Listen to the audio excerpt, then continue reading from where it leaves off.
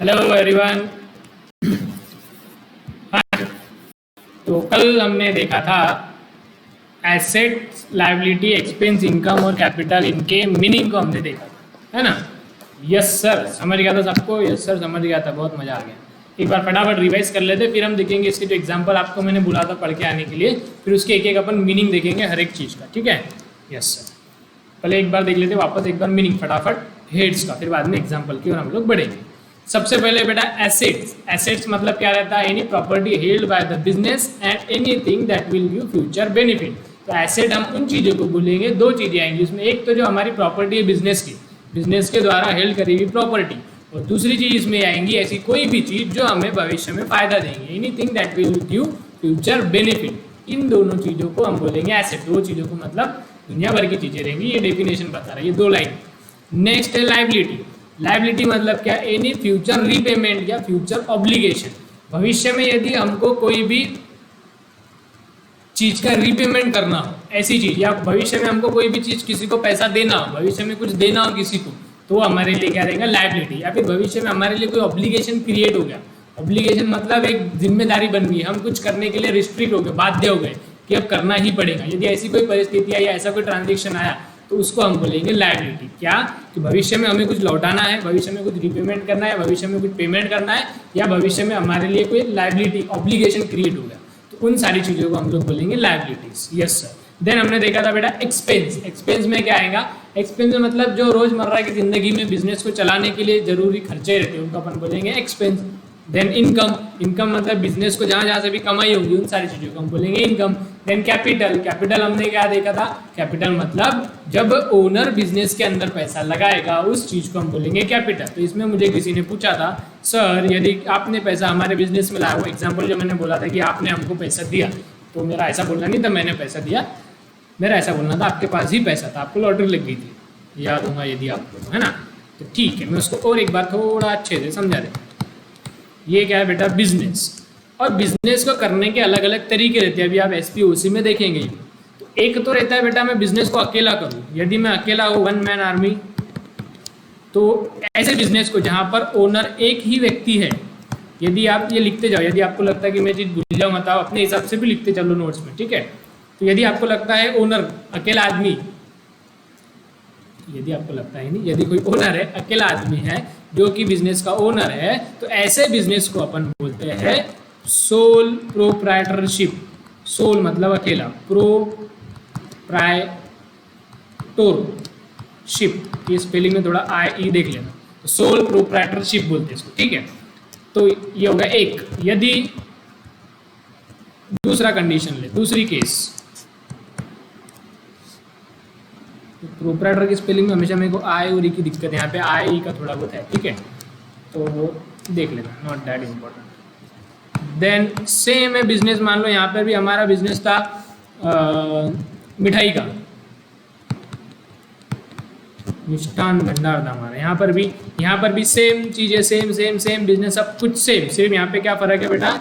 Sir यहाँ पे फ़र्क ऐसा आ गया कि यहाँ पर जो है ना, यहाँ पर ओनर हम लोग 3 लोग हैं, 3-4 लोग मिलके हम ये बिजनेस को चला रहे हैं।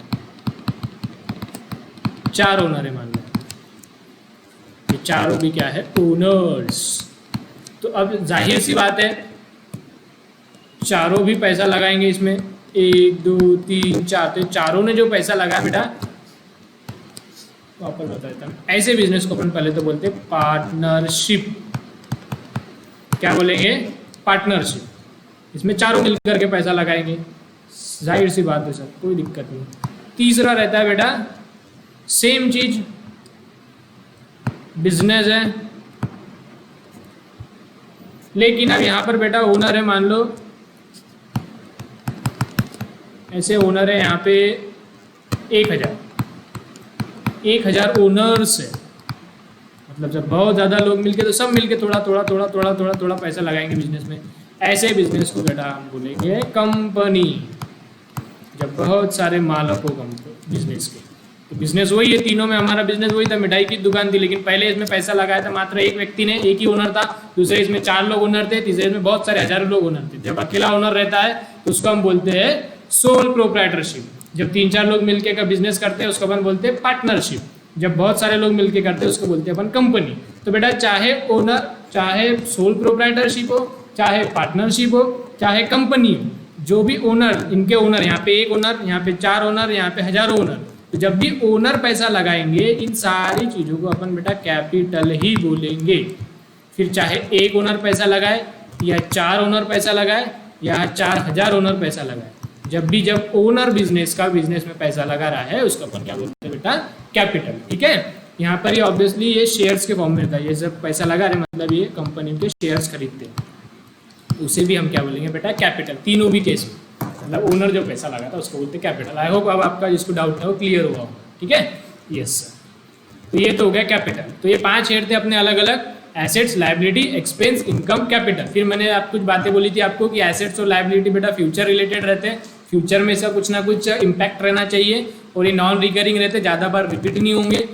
और on the other hand expense and income are related to past और प्रेजेंट, पास्ट या प्रेजेंट से रिलेटेड रहेंगे, इसका जो नेचर रहेगा और रिकरिंग रहेगा, मतलब जो बार बार इसका क्या बोलेंगे, ये अपने आप को रिकर करेगा, रीअकर करेगा, रिपीट होगा। Yes sir, okay. तो अब अपन देखने वाले हैं, यार जो मैंने आपको बॉक्स दिए इसमें बहुत सारे एग्जाम्पल दिए, ये जनरली हमारे बुक में या हमारे क्वेश्चंस में या हमारे एग्जाम्स में ये सारे एग्जाम्पल्स दिखेंगे। हो सकता है इसके अलावा भी कुछ आ जाए, कभी भी खत्म नहीं होंगी, बहुत सारे ऐड होते हैं, जितने भी जैसे अपन टाइम पर देखते जाएंगे। इन सब अपने को बेटा मीनिंग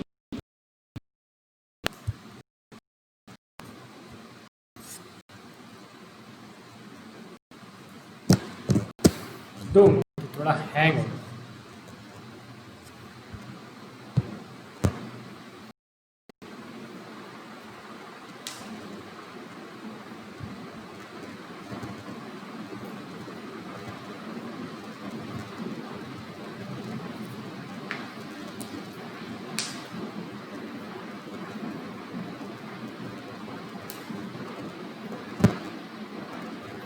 हाँ देखो अपन देखते हैं इसमें एक एक चीज़ें। सबसे पहले क्या दिया बेटा, एग्जांपल्स क्या दिए हुए, एसेट्स के। हाँ ये बात ध्यान में रखना, ये मॉडर्न अप्रोच शुरू हुई, ट्रेडिशनल अप्रोच हम बाद में देखेंगे। तो ये क्या है, डिफरेंट हेड्स है, इन 4 हेड में 5 हेड में हमने मेन सारी चीज़ों को डिवाइड किया। 4 ही है बेसिकली, एक कैपिटल है उसमें कुछ आता ही नहीं हो, अकेला कैपिटल ही है, खुद ही हेड है, खुद ही सब कुछ है। ओके, खुद ही एग्जाम्पल है, खुद ही हेड है कैपिटल। अब देखो एसेट्स, एसेट में क्या था, एक तो हमारी प्रॉपर्टी होनी चाहिए, और इसमें एक बात ध्यान में रखना बेटा, ओनरशिप हमारे पास होनी चाहिए। ओनरशिप, उस प्रॉपर्टी की ओनरशिप किसके पास रहनी चाहिए, हमारे बिजनेस के पास रहनी चाहिए, तभी हम उसको एसेट बोलेंगे, वरना नहीं बोलेंगे। एक इंपॉर्टेंट चीज़ है, आप लोग नोट कर लो कि एसेट हम उसी प्रॉपर्टी को बोलेंगे जिस प्रॉपर्टी का ओनरशिप हमारे बिजनेस के पास में है। ठीक है, जैसे देखो यहाँ पे एक बिल्डिंग बोले हुआ है, तो ये बिल्डिंग तभी हम हमारा एसेट बोलेंगे अगर बिल्डिंग हमारी खुद की है, ओनरशिप हमारी, हम उसके मालक है, तो ही हम उसको एसेट बोलेंगे। यदि हमारा बिजनेस हम भाड़े की दुकान में कर रहे हैं, रेंटेड प्रीमाइसेस है, हम रेंट लेते हैं, रेंट देते हैं, किसी और की बिल्डिंग हमने रेंट पर ली है और उसमें बिजनेस करते हैं, तो बिल्डिंग तो वो भी है, तो वो बिल्डिंग को अपन एसेट बोलेंगे कि नहीं, वो मेरी बिल्डिंग नहीं है, उसका ओनरशिप मेरे पास नहीं है, रेंटेड है, रेंटेड प्रीमाइसेस है, तो ओनरशिप मेरे पास नहीं है, तो ऐसी बिल्डिंग को मैं एसेट बोलूँगा कि मेरे बुक्स में नहीं, वो मेरी बिल्डिंग नहीं है, वो जिसका मालिक है, जो उसका मालिक है वो उसका एसेट बोलेगा उसकी बुक में। हमारी बुक में यदि हम भाड़े की दुकान में बिजनेस रन कर रहे हैं, तो वो जो बिल्डिंग है वहाँ की भाड़े की, उस बिल्डिंग को हम एसेट नहीं बोलेंगे। ठीक है, फिर सर क्या बोलेंगे, कुछ भी नहीं बोलेंगे बेटा, वो हमारा है नहीं। यस सर, तो एक चीज़ आपको ध्यान में आ गई, एसेट बोलने के लिए एक चीज़ का होना बहुत ज़रूरी है, ओनरशिप। यस सर, अब देखो एक एक एग्जाम्पल और मीनिंग समझने की कोशिश करते हैं। पहला है लैंड, लैंड मतलब ज़मीन, इसमें कुछ समझाने वाली बात है ही नहीं, एक ही चीज़ होनी चाहिए, ओनरशिप हमारी होनी चाहिए, तो ये हम उसको एसेट बोलेंगे, क्योंकि एक तो प्रॉपर्टी भी है और दूसरा ये फ्यूचर में भी हमारे साथ में रहने वाला है। देखो एसेट होने के 2 कारण मैंने बताए थे, दोनों में से एक भी रहा तो उसको एसेट बोलेंगे। एक तो प्रॉपर्टी होनी चाहिए, दूसरा वो फ्यूचर में कुछ ना कुछ बेनिफिट देना चाहिए, फ्यूचर में हमारे साथ में रहना चाहिए, तो ये तो प्रॉपर्टी भी है और फ्यूचर में भी हमारे साथ में रहेगी, मतलब 1 साल से ज़्यादा, जाहिर सी बात है। देन बिल्डिंग और प्रीमाइसेस, बिल्डिंग मतलब क्या होता है बेटा, बिल्डिंग मतलब सर बिल्डिंग, उसमें क्या समझाने जैसा, और बिल्डिंग का दूसरा नाम है बेटा प्रीमाइसेस, ये दूसरे नाम हमेशा ध्यान में रखना, मैं बार बार बोलता हूँ हमको नाम रखने की बहुत आदत है, एग्जाम में क्या होता है, अपन पहले पहले नाम ध्यान में रखते हैं और वहाँ पे दूसरा नाम पूछते रहता है, वही बस उन्होंने नाम थोड़ा सा चेंज कर दिया तो अपन कंफ्यूज हो जाते। तो ये सेकंड नाम हमेशा तकलीफ देते हैं। हर चीज़ के जो दो दो नाम है, दूसरा नाम हमेशा ध्यान में रखना। तो बिल्डिंग का ही दूसरा नाम क्या रहेगा, प्रीमाइसेस। Yes sir. नेक्स्ट है बेटा फर्नीचर। फर्नीचर क्या रहता है सर, फर्नीचर मतलब फर्नीचर। अब इसमें सारी चीज़ें आपकी आ जाएंगी, चेयर टेबल जो भी है, इसमें चेयर्स टेबल्स, आपके cabinets, display unit, counter, all such thing ETC, मतलब ये भी एंडलेस लिस्ट। इन सारी चीज़ों को अपन क्या बोलेंगे बेटा, फर्नीचर है। और ये भी एक प्रॉपर्टी है हमारी, फ्यूचर में भी साथ में रहने वाला है, इसलिए फर्नीचर भी क्या है हमारे लिए, एसेट है। Yes sir. नेक्स्ट बेटा व्हीकल। व्हीकल मतलब सर गाड़ी, कोई भी गाड़ी है, ट्रक है, 2 व्हीलर है, 4 व्हीलर है, एरोप्लेन है, हेलीकॉप्टर है, कुछ भी है, ट्रेन है, जो भी है, तो वो क्या रहेगा हमारा व्हीकल। सिर्फ क्या है, हमारी ओनरशिप हमारी होनी चाहिए, इसलिए तभी हम उसको एसेट बोलेंगे। Yes sir. देन बेटा कंप्यूटर। कंप्यूटर भी एक प्रॉपर्टी है, हमारे साथ रहने वाला फ्यूचर में, इसलिए वो एसेट है। स्टॉक सर, स्टॉक मतलब बेटा, चलो ठीक है बताता हूँ। अब जो चीज़ में आपको समझ गया तो ठीक है, लेकिन थोड़ा भी कंफ्यूजन हो रहा होगा तो जो आप मैं लिखता हूँ साइड में जाके आपने वो अपने नोट्स में लिख लेने का, ठीक है। अब मैं आपको बता रहा हूँ स्टॉक यानी क्या रहेगा सर, स्टॉक यानी क्या रहेगा। स्टॉक का मतलब रहता है बेटा अनसोल्ड गुड्स। क्या रहेगा, अनसोल्ड गुड्स। सर थोड़ा एग्जांपल लेके समझाते तो अच्छा रहता था। अच्छा ठीक है, एग्जांपल लेके समझाते, कौन सी बड़ी बात है उसमें। हाँ जी, ये देखो एग्जांपल लेके देखो, ये क्या है बेटा, डब्बा। डब्बा नहीं है बेटा, ये है बिजनेस। Business, yes. अब हुआ क्या बेटा बिजनेस में, बहुत ही बड़ा लिख दिया, बिजनेस में जगह ही नहीं बची बिजनेस करने के लिए। ये है बिजनेस। हुआ क्या बेटा, देखो हमने ना परचेस करके लाए 6, कोई भी आइटम ले लो, काय करो बिजनेस ले लो, मान लो हमने 6 चीज परचेस करके लाए। 6 हमने लाए, क्या लाए बेटा, 6 चेयर लाई सर हमने। ओके, हमारा बिजनेस है चेयर का, 6 चेयर हमने खरीद के लाई, परचेज। कितनी चेयर, 6। Okay very good. फिर क्या हुआ सर, हमने इसमें से बेच दी 4 चेयर्स। 4 चेयर्स को हमने सोल्ड कर दिया, सेल कर दिया, 4 चीज़ें। तो अब मुझे बताओ हमारे दुकान के अंदर, हमारे बिजनेस के अंदर, हमारे शॉप के अंदर कितनी चेयर पड़ी हुई होंगी। सर एकदम सिंपल, 6 चेयर लेके आए थे, 4 चेयर आपने बेच दी, तो कितनी पड़ी हुई रहेंगी, जाहिर सी बात है 6 - 4। तो हमारे बिजनेस में सर आज भी आप यदि देखेंगे जाके तो 2 चेयर्स पड़ी हुई आपको मिलेगी। ये 2 चेयर को बोलते हैं बेटा स्टॉक, या इसका एक और नाम लिख लो, इन्वेंटरी। स्टॉक या इन्वेंटरी, ठीक है। तो समझ में क्या रहता है स्टॉक के इन्वेंटरी। अब आपको लगता होगा सर ये चीज़ मैंने लिखनी चाहिए, तो जैसा मैंने डायग्राम निकाला, इसको पॉज करने का वीडियो को, और आपने अच्छी तरीके से आपके नोट्स में डायग्राम लिख लेने का, ठीक है नहीं। यस, तो ये 2 चेयर्स को हम बोलेंगे बेटा स्टॉक, और ये हमारे लिए एसेट रहेगा। क्यों सर, सर ये क्या है, अनसोल्ड गुड। देखो डेफिनेशन क्या बोली मैंने, ये तो होगा सोल्ड गुड्स, ये है अनसोल्ड गुड्स, जो हमने बिके नहीं, पड़े हुए हमारे बिजनेस में। तो अब पड़े हुए हैं तो ये मेरे को आगे काम में आने वाले हैं ना, एक प्रकार से मेरी प्रॉपर्टी है। This are my property. तो ये प्रॉपर्टी है, प्रॉपर्टी, और हमारे साथ फ्यूचर में काम में आने वाली है। फ्यूचर का मतलब आप, चलो ठीक है अभी सिर्फ इतना समझो, ये प्रॉपर्टी है, और ये इसलिए हमारा क्या रहेगा बेटा, एसेट। स्टॉक बोलो या इन्वेंटरी बोलो, ये क्या रहेगा हमारे लिए, एसेट, ठीक है। यस। अच्छा एक और चीज़ रहती है बेटा, इसको अपन बोलते हैं क्लोजिंग स्टॉक। साल के अंत में जो स्टॉक पड़े वाले हमारे बिजनेस में, उसको बोलेंगे क्लोजिंग स्टॉक। अब आप मुझे बताओ साल का अंत कब होता है हमारे अकाउंट्स की भाषा में। सर अकाउंट्स की भाषा में साल का अंत होता है 31 मार्च, जो भी ईयर रहेंगे। और जो साल के शुरुआत में यदि कोई है, मान लो सेम एग्जाम्पल कंटिन्यू करता हूँ और आपको बोलता हूँ 3 मेरे पास साल के शुरुआत में पड़ी हुई थी। चलो ठीक है, कहानी थोड़ी सी चेंज।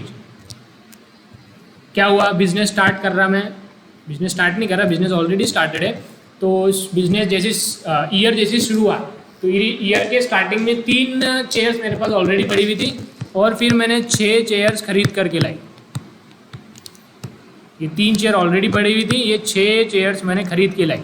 तो ये जो 3 चेयर्स है ना, वह 3 चेयर्स, ये भी क्या रहेगा बेटा, स्टॉक ही बोलेंगे इसको। लेकिन इसको कौन सा स्टॉक बोलेंगे, इसको बोलेंगे ओपनिंग स्टॉक। क्यों? क्योंकि साल के शुरुआत में रहेंगे, और साल का शुरुआत कब होंगे बेटा अपने 1 अप्रैल को। तो जो 1 अप्रैल को रहता है साल के शुरुआत में, उसे हम कहते हैं ओपनिंग स्टॉक।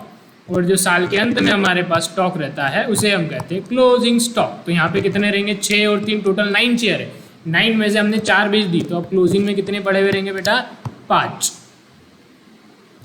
ठीक है, यस सर, समझ में आया? तो अब स्टॉक चाहे वो ओपनिंग स्टॉक हो चाहे वो क्लोजिंग स्टॉक हो, हमारे लिए क्या रहेगा बेटा? एसेट रहेगा। ठीक है, यस।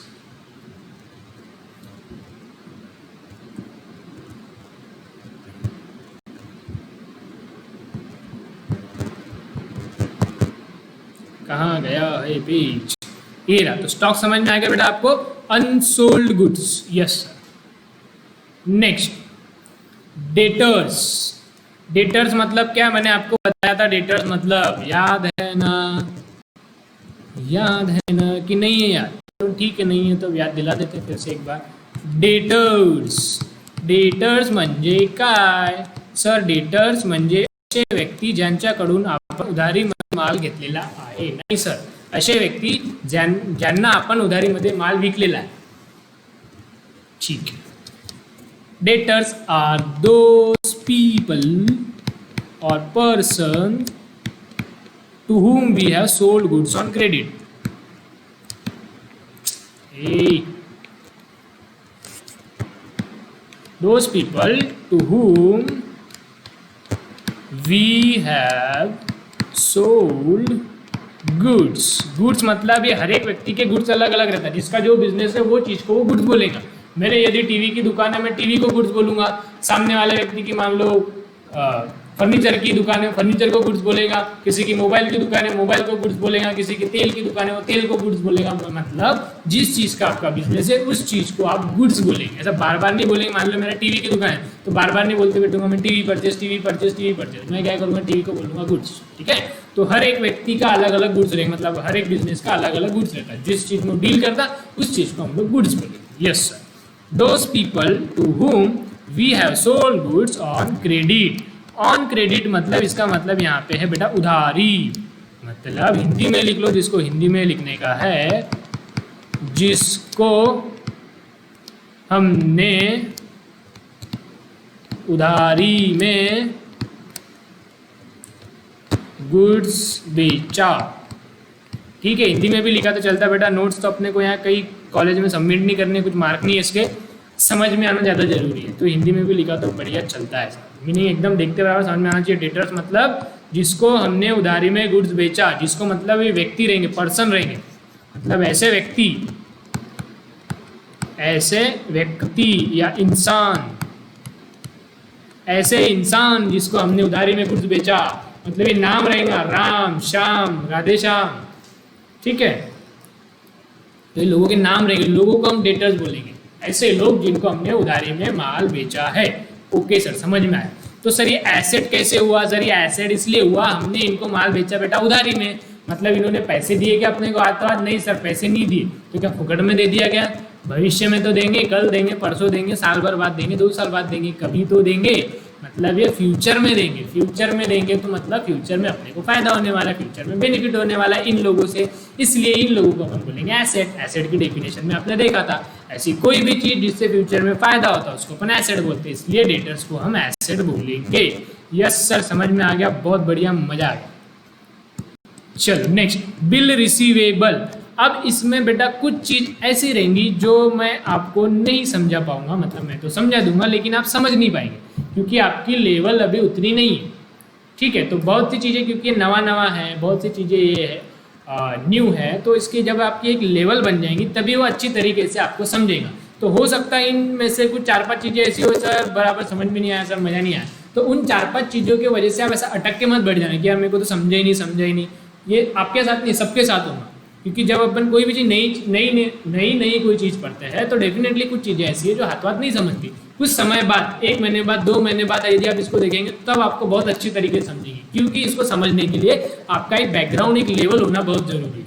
तो मेरा ये कहना है यदि इसमें से कुछ 4-5 चीज़ें ऐसी भी है जो आपको नहीं भी समझी, मैं बता तो दूंगा डेफिनेटली, लेकिन हो सकता है आपको इतने अच्छे से नहीं समझी, तो उस पर ही फोकस नहीं करना है। 4 चीज़ समझी नहीं यार, मेरे को तो कुछ आ ही नहीं रहा, नहीं ऐसा कुछ नहीं है, सबको नहीं आएगा वो चीज़, सबको दिक्कत जाएंगे, तो टेंशन नहीं लेना 4-5 चीज़ों की वजह से, सिर्फ आगे बढ़ते जाना है कि जैसा आप मान लो साइकिल चलाना सीख रहे, स्टार्टिंग में तो गिरना ही आपने, जैसे गिर गए तो आप रोते बैठेंगे क्या, नहीं मैं तो गिर गया, मैं चलाऊंगा ही नहीं, तो आप चलाना कभी सीखेंगे ही नहीं। तो गिरते पड़ते चलाएंगे, फिर एक समय बाद ही आपको अच्छे से साइकिल चलाना है कि नहीं।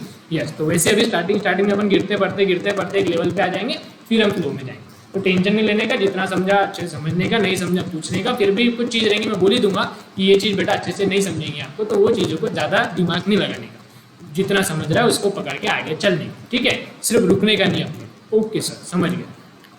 जैसा आप बचपन में नहीं क्या, आप जैसे छोटे बच्चे थे नर्सरी में, तो आपको ABCD सिखाते थे, आप मैडम बोलती थी फॉर एप्पल। अब एप्पल का मतलब कुछ समझ में आता था क्या?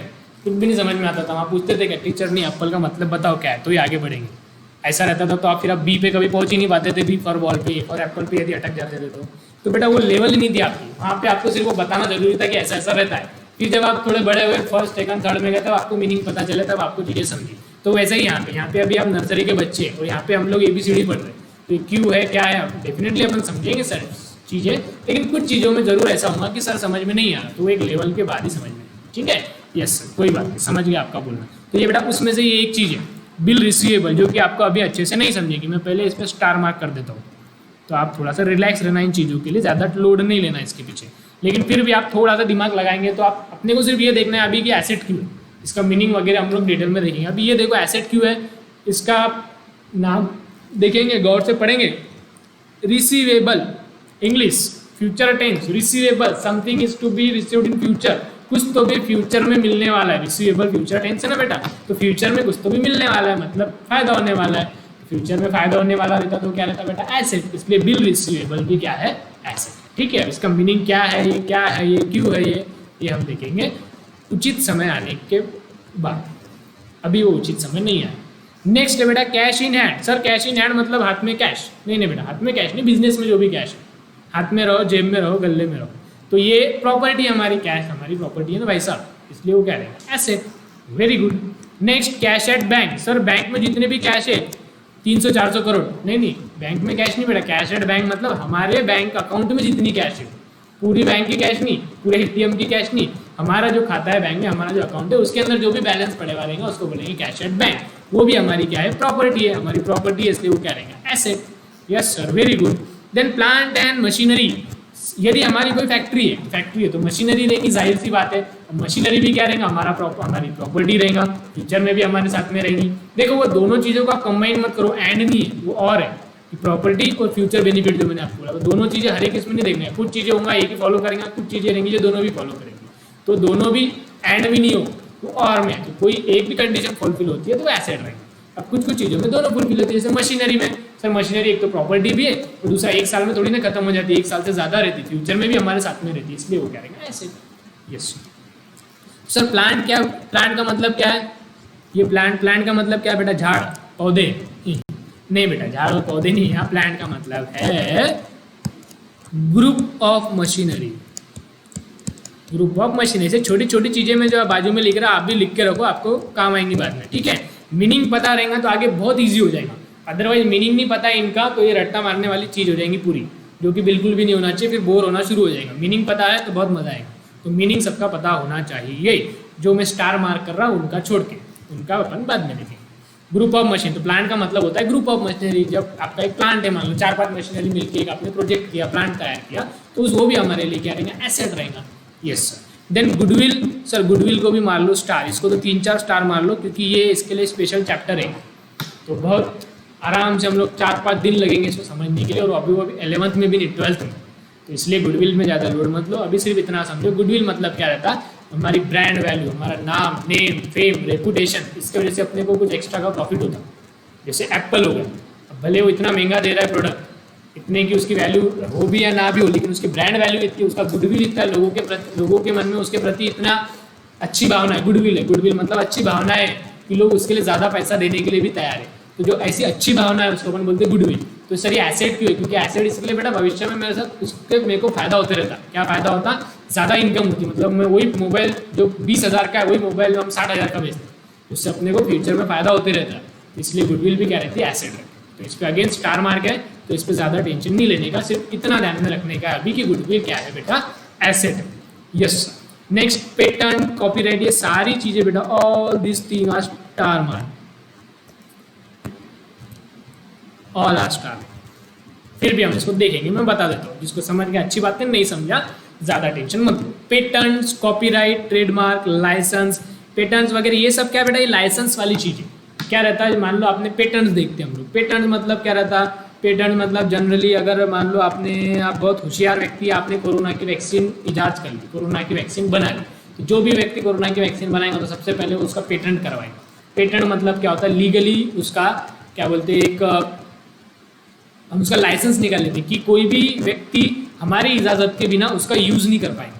जैसा कोरोना की वैक्सीन आपने बना ली तो उसका फॉर्मूला का आप पेटेंट करवा लोगे कोर्ट में जाके, कोई भी व्यक्ति यदि ये चीज़ बनाएगा आगे चल के तो उसको मुझसे परमिशन लेनी पड़ेगी और मैं ऑब्वियसली उसको पैसे चार्ज करूंगा। यदि उसके को वैक्सीन बनानी है, दवाई बनानी है, तो मैं सामने वाले व्यक्ति से पैसे चार्ज करता। तो ये जो लीगल प्रोसेस है, जो लाइसेंस है, उसको अपन बोलते हैं पेटेंट, कि पेटेंट करवा लेना ताकि कोई और व्यक्ति आपके परमिशन के बिना उस चीज़ का इस्तेमाल ना कर सके।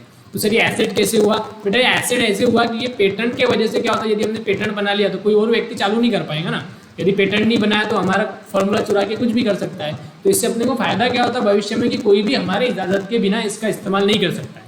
तो इसका प्रॉफिट जो भी रहेगा हमारे देखरेख में होगा। कोई भी अगर कुछ बना रहा है तो हम उसको बोलेंगे कि प्रॉफिट शेयर कर, क्योंकि पेटेंट मेरा, या अपन उसको फीस चार्ज करेंगे, जो भी करेंगे। तो पेटेंट करवा लेने से मेरा भविष्य में मेरे को बहुत फायदा होता है, इस वजह से ये मेरा एसेट रहता है। ठीक है, तो पेटेंट हो गया। Then copyright, copyright, patent, trademark, ये तीनों एक जैसे एक ही चीज़ है, सिर्फ ये अलग अलग सेक्टर्स में अलग अलग चीज़ों के लिए अलग अलग वर्ड यूज होता है। तीनों का मतलब वही कि लाइसेंस करवा लेना ताकि आपकी चीज़ को कोई और इस्तेमाल ना कर सके, कॉपी ना कर सके, चोरी ना कर सके। यदि कोई कर रहा है तो अपन उससे पैसे ले सके। तो अलग अलग सेक्टर में जैसा दवाई वगैरह हो गया, कुछ फार्मूला हो गया, कोई डिस्कवरी हो गई, कुछ इन्वेंशन हो गया, उसको अपन लीगलाइज कराते हैं या लाइसेंस बना लेते हैं तो उसको अपन पेटेंट बोलते हैं। सेम चीज़ copyright, copyright generally music, books, literature, stories वगैरह, मूवीज़ में आपने देखा होगा ना कि ये कॉपीराइटेड है, या यूट्यूब का भी कोई रहता है रिएक्शन वीडियो रहते हैं, वो उसका रहता है तो कॉपीराइट इशू होता है, कॉपीराइट स्ट्राइक और वो यूट्यूब उसका वो हटा देता है। तो ये सब चीज़ें क्या रहता है, आपका ओरिजिनल जो कंटेंट है, राइटर, देन म्यूजिक्स वगैरह, फिल्म वगैरह, इन बुक्स हो गया, इन सारी चीज़ों में क्या रहता है, आपने ये बना लिया तो कोई और इसका यूज़ ना करे तो आप इसको क्या करेंगे, कॉपीराइट करवा लेंगे। है वही मीनिंग, तीनों का वही है, सिर्फ भी अलग अलग सेक्टर में अलग अलग वर्ड्स यूज होते हैं। मीनिंग सबका वही है कि लाइसेंस बना लेना टू प्रोटेक्ट फ्रॉम कॉपी, मतलब कोई कॉपी ना कर पाए, उससे हमें बचने के लिए कॉपीराइट हो गया। Then trademark, trademark generally business के नाम के लिए होता है कि ये हमारा ट्रेडमार्क है, जैसे टाटा का वो टी ट्रेडमार्क है, तो बाकी अलग अलग जो बिजनेस है तो उनके नाम ट्रेडमार्क, जियो ट्रेडमार्क हो गया, तो सब ट्रेडमार्क करा लेते हैं। मतलब जो बिजनेस का नाम रहता है ना तो उसको भी लाइसेंस करवा लेते हैं ताकि और कोई व्यक्ति ये नाम से सेम बिजनेस चालू ना कर सके। नहीं तो क्या होता है, बहुत फ्रॉड निकल जाएंगे ना। जैसे जियो है तो छोटी मोटी कोई भी कंपनी निकल जाएंगी जियो के नाम से, फिर लोगों को उल्लू बना लेंगी। तो इसलिए क्या रहता है, सेम नाम का बिजनेस ना चालू हो सके, इसलिए हम क्या करते हैं, उसका लाइसेंस बना लेते हैं। तो तीनों भी चीज़ का मतलब वही है कि लाइसेंस बना लेना ताकि कोई और आपका चुरा ना सके, कॉपी ना कर सके। यदि करे तो आप उसके अगेंस्ट केस फाइल कर सके या उससे पैसे चार्ज कर सके, वो सब चीज़। ओके सर, समझ गया। लाइसेंस, लाइसेंस मतलब बेटा to permission to run the business. License मतलब क्या है, कोई भी बिजनेस चालू करना है तो उसका लाइसेंस लगेगा। परमिशन, लाइसेंस मतलब क्या है, permission to run the business, permission of government to run the business, permission of government to run the business. Sir ये एसेट कैसे हुआ बेटा, एसेट इसके लिए हुआ यदि आपने परमिशन नहीं ली, लाइसेंस नहीं ली तो आप बिजनेस चला ही नहीं सकेंगे। यदि लाइसेंस लिया है तो आप बिजनेस को भविष्य में आगे अच्छी तरीके से चला पाएंगे। तो भविष्य में मेरे को फायदा होता है क्या, कि मुझे कोई दिक्कत नहीं आती है, मैं बिजनेस को रन कर सकता हूँ लाइसेंस की वजह से। तो इसलिए ये हमारा एसेट है। Yes sir. देन ये सारे स्टार मार्क वाले हैं, मैं पहले आपको बता दे रहा हूँ। आउटस्टैंडिंग इनकम, आउटस्टैंडिंग इनकम मतलब नाम देखो, आउटस्टैंडिंग, आउटस्टैंडिंग का मतलब क्या बेटा, बाहर खड़ी है। आउटस्टैंडिंग बाहर खड़ी है, लेकिन नहीं, हाँ सही बोला। आउटस्टैंडिंग इनकम मतलब ऐसी इनकम जो बाहर खड़ी है। बाहर खड़ी है मतलब बेटा बस आने वाली है, आई नहीं लेकिन बाहर खड़ी है। तो आउटस्टैंडिंग मतलब क्या होता है, आउटस्टैंडिंग मतलब यदि आप लिखेंगे, ऐसा नहीं लिखना बेटा बाहर खड़ी है, समझने के लिए ठीक है हम समझ सकते हैं बाहर खड़ी है। पेंडिंग जिसको अपन बोल सकते हैं, पेंडिंग, या हिंदी में लिखना है तो लिखो बाकी। बाकी है, क्या बाकी है? इनकम। कोई ऐसी इनकम है जो इनकम हो तो चुकी है लेकिन बस उसका पेमेंट बाकी है, मिलना बाकी है, ठीक है, उसको अपन बोलेंगे आउटस्टैंडिंग इनकम। लिख लो इसको।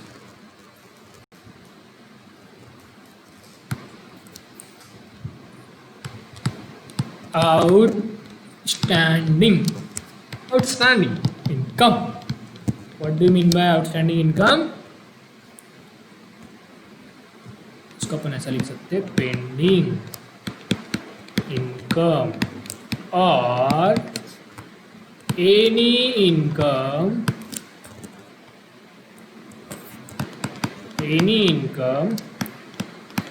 which we have earned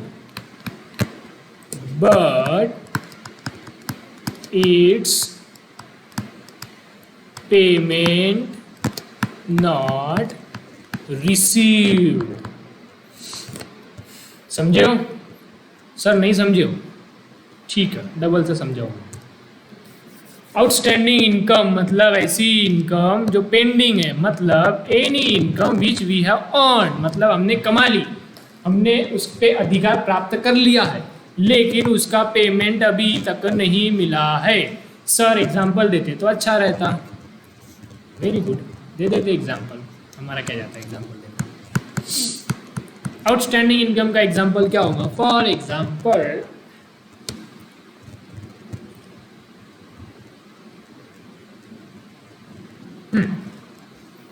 हमारी एक बिल्डिंग थी, हमारा बिजनेस है, हमारे बिजनेस के पास 3-4 बिल्डिंग थी, तो 2-3 बिल्डिंग खाली थी, हमने वो बिल्डिंग को भाड़े पर किसी को दिया, रेंट पर दिया। तो आप जाहिर सी बात है हमको रेंट मिलेगा, तो जो रेंट मिलेगा हमारे लिए वो क्या बेटा? इनकम। रेंट रिसीव्ड वो हमारे लिए क्या रहेगा? इनकम। लेकिन क्या हुआ बेटा, 1 महीने का जो रेंट है हमको क्या होता, महीने मतलब महीना खत्म होने के अगले महीने के 15 तारीख को रेंट मिलता। तो जैसे महीना समझो लास्ट जो महीना रहेगा उसका अपने को रेंट मिलना बाकी रहेगा पिछले महीने का, तो वो वाले रेंट को अपन बोलेंगे आउटस्टैंडिंग रेंट, या इसका दूसरा नाम रहता बेटा रेंट रिसीवेबल। दूसरा नाम हमेशा ध्यान में रखना, मैं पहले ही बता दे रहा, आप नोटिस करेंगे दूसरे नाम कितनी तकलीफ देते। आउटस्टैंडिंग इनकम का ही दूसरा नाम रहेगा इनकम रिसीवेबल। देखो क्या है, जैसे अब मैंने आपको बताया रेंट मान लो हमारा पूरा 12 महीने का था, उसमें से 11 महीने का रेंट मिल गया। जैसे महीना खत्म हुआ, जैसा 30 तारीख खत्म हो गई, तो हमारे पास अधिकार तो आ गया ना, हम बोल सकते हैं कि हमारी कमाई होगी। पेमेंट नहीं मिला, पेमेंट भले हमको थोड़े दिन बाद मिलेंगे, जरूरी जब पैसे आते तभी बोलने का कमाई होगी, नहीं। अकाउंट में हम इसको डिफ्रेंशिएट करेंगे, कैश मिलना कमाई नहीं होती है, ठीक है। ऐसे तो फिर आपको कोई लोन दे देगा 1 लाख रुपए का, तो 1 लाख रुपए का कमाई है क्या आपकी? इनकम है क्या? नहीं, वो तो लायबिलिटी है, लोन है। तो अब एक बात बिल्कुल दिमाग में से निकाल दो कि किसी ने मेरे को कैश दी, मेरे पास कैश आ गई तो मेरी कमाई होगी, नहीं। कैश है इसका मतलब कमाई होगी ऐसा नहीं है, कमाई अलग चीज़ है, कैश मिलना अलग चीज़ है, तो अपने को डिफ्रेंशिएट पता होना चाहिए। तो हाँ, मैं ये बोल रहा था जैसे 30 तारीख हुई, 1 महीना हो गया, हमारे पास एक अधिकार आ गया, हमारे पास एक राइट आ गया कि हम सामने वाले से पैसा मांग सकते हैं। यदि उसने नहीं दिया तो हम कोर्ट में जाएंगे, तो डेफिनेटली हमारी इनकम तो हो गई भैया। जैसे 30 तारीख खत्म हुई, हमारी इनकम हो गई, तो अपन इसको इनकम बोल देंगे। लेकिन पैसा मिला क्या उसका? नहीं सर, पैसा नहीं मिला, पैसा 15 दिन बाद मिलेगा, मतलब फ्यूचर में मिलेगा, आने वाले समय में मिलेगा, भविष्य में मिलेगा। तो अपने को क्या होगा बेटा? भविष्य में मिलने वाला है कुछ तो भी। जो भी चीज़ भविष्य में मिलती, जो भी चीज़ से भविष्य में फायदा होता है, वो क्या रहता है? एसेट। इसलिए आउटस्टैंडिंग इनकम या इनकम रिसीवेबल हमारे लिए क्या रहता है बेटा? एसेट है, ठीक है। यस, ज़्यादा टेंशन नहीं लेना। अगेन ये स्टार मार्क, जब भी आपको टेंशन आया तो देखना है स्टार मार्क है क्या? स्टार मार्क है तो दिल को तसल्ली देना। अच्छा, स्टार मार्क है, मेरे को अकेले को नहीं, सबको दिक्कत आ रही है, और दिक्कत समझ के वजह से नहीं आ रही, दिक्कत आपकी लेवल की वजह से रही, अपनी लेवल क्रिएट नहीं हुई, इस वजह से। थोड़े दिन बाद, 4-5 दिन बाद, 8-10 दिन बाद लेवल क्रिएट हो जाएंगी, तब और अच्छे से समझेंगे। अभी जितना समझा उतना ठीक। तो आउटस्टैंडिंग इनकम है, ये आउटस्टैंडिंग इनकम का हाथों हाथ बेटा बाजू में दूसरा नाम लिख लो, इनकम रिसीवेबल। अब आप ये वर्ड को ध्यान से देखो, receivable, English future tense. Future tense मतलब फ्यूचर में कुछ तो भी मिलेगा, जो भी चीज़ फ्यूचर में मिलती है वो क्या रहता है? Asset. Very good sir, awesome. Okay, next बेटा प्रीपेड एक्सपेंस। अरे ये आप ध्यान से लिखना बोला, अभी प्रीपेड एक्सपेंस को पेंडिंग मत लिख देना, हाय राम। अब आप इतना दिमाग लगा रहे होंगे यार, मैं इतना अज्यूम कर रहा हूँ, ये आउटस्टैंडिंग इनकम को बोले, हाँ पेंडिंग। आउटस्टैंडिंग का मतलब है पेंडिंग। ओके, अब आ जाओ प्रीपेड एक्सपेंस पे। प्रीपेड एक्सपेंस मतलब क्या? प्रीपेड एक्सपेंस म्हणजे काय? What do you mean bye prepaid expense? Okay, पहले से थोड़ा माहौल क्रिएट करना पड़ता है, फिर मैं मीनिंग बताऊँ। प्रीपेड का मतलब उसके नाम में ही छुपा है बेटा, प्रीपेड। प्री मतलब पहले, पेड मतलब पहले ही पे कर देना, एक्सपेंस मतलब खर्चे। ऐसे खर्चे जो हमने पहले पे कर दिया, ऐसे खर्चे जो इसका पेमेंट हमने पहले ही पे कर दिया, जैसे आपके मोबाइल का रिचार्ज प्रीपेड रहता है, पहले रिचार्ज मारते हैं यानी पहले पेमेंट कर देते हैं, फिर बाद में यूज़ करते हैं उस चीज़ का, तो ऐसी चीज़ को अपन बोलते हैं प्रीपेड। Prepaid expense. सर ये तो एक्सपेंस है ना, और ऊपर वाला भी इनकम था, आपने उसको एसेट में क्यों डाल दिया बेटा? उसके सामने एक नाम है ना आउटस्टैंडिंग इनकम, या उसके आगे एक नाम है ना रिसीवेबल इनकम, रिसीवेबल, इसलिए वो इनकम मीनिंग एसेट में आ गया क्योंकि वो फ्यूचर में मिलेगा। तो मैंने पहले बोला यदि कोई भी चीज़ फ्यूचर में चल जाती है तो एसेट और लाइबिलिटी में से एक चीज़ रहेगी। एक्सपेंस और इनकम हमेशा पास्ट या प्रेजेंट से रिलेटेड रहना चाहिए। यदि कोई फ्यूचर से रिलेटेड है तो एसेट और लाइबिलिटी में से कोई एक चीज़ रहेगा। यदि फ्यूचर में फायदा हो रहा, कुछ मिल रहा तो एसेट में जाएगा, यदि फ्यूचर में नुकसान हो रहा या फ्यूचर में कुछ देना पड़ रहा तो वो लाइबिलिटी में जाएगा। ठीक है, यस सर। तो हमेशा ध्यान में रखना, जब भी फ्यूचर आ गया तो एसेट या लाइबिलिटी, फ्यूचर में मिल रहा तो एसेट, फ्यूचर में देना पड़ रहा तो लाइबिलिटी। Okay, very good. अब ये सर एक्सपेंसेस है तो एक्सपेंस में जाना चाहिए ना? नहीं बेटा, उसके सामने एक वर्ड है प्रीपेड एक्सपेंस। तो प्रीपेड एक्सपेंस से होता क्या, हम लोग पहले ही पेमेंट कर देते और उस चीज़ का इस्तेमाल फ्यूचर में करेंगे।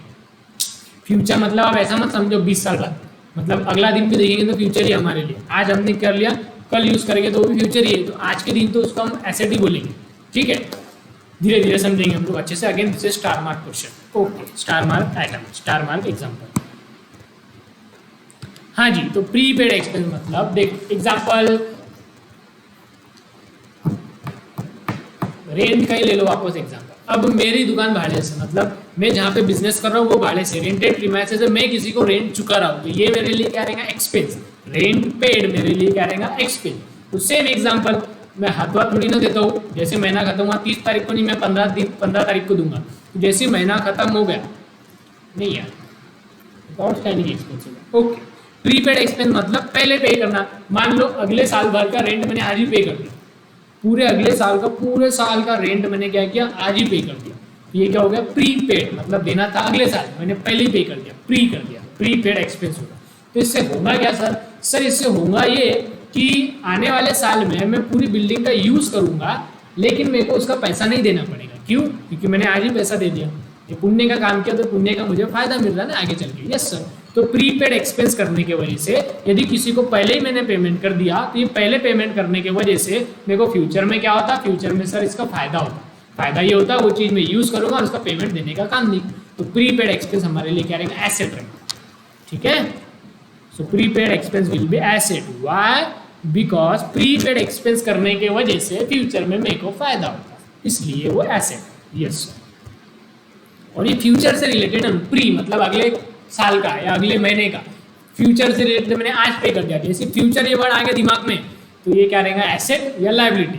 अब फ्यूचर में फायदा हो रहा तो एसेट, नुकसान हो रहा या कुछ देना पड़ रहा तो लाइबिलिटी। अब इससे फायदा हो रहा था या नुकसान हो रहा था, प्रीपेड एक्सपेंस आज ही पैसा देने से फ्यूचर में को फायदा हो रहा था ना, देने का काम नहीं था, तो एक प्रकार से फायदा हो रहा था, इसलिए ये क्या रहेगा? एसेट। ठीक है, yes sir, very good. Next liabilities. Liability के एग्जाम्पल समझने की कोशिश करते हैं। अरे ये क्या हो गया? चलता है। लाइबिलिटी में पहला एग्जांपल है सर लोन। लोन मतलब क्या रहता है? बैंक से, मान लो आप बैंक के पास गए, बैंक को आपने बोला बैंक मुझे लोन दो, बैंक ने आपको लोन दे दिया। तो जो मान लो बैंक ने आपको दिया 10 लाख का लोन, तो 10 लाख रुपए कैश लेके आप बिजनेस में आ गए, लेकिन लोन जो है लोन, तो वो लोन आपको वापस देना पड़ेगा। क्यों देना पड़ेगा? भविष्य में, कि बैंक ने दे दिया जाओ यूज़ कर लो, डबल देने का नहीं बेटा। ये जो लोन हम लेके तो आ गए, लेकिन इसको भविष्य में चुकाना पड़ता है, मतलब फ्यूचर में रीपेमेंट करना पड़ेगा। लायबिलिटी की डेफिनेशन याद है? फ्यूचर रीपेमेंट और फ्यूचर ऑब्लिगेशन। तो ये फ्यूचर रीपेमेंट है, फ्यूचर में रीपेमेंट करना मांगता, फिर ये क्या रहेगा? लायबिलिटी। इसलिए लोन क्या है हमारे लिए? लायबिलिटी।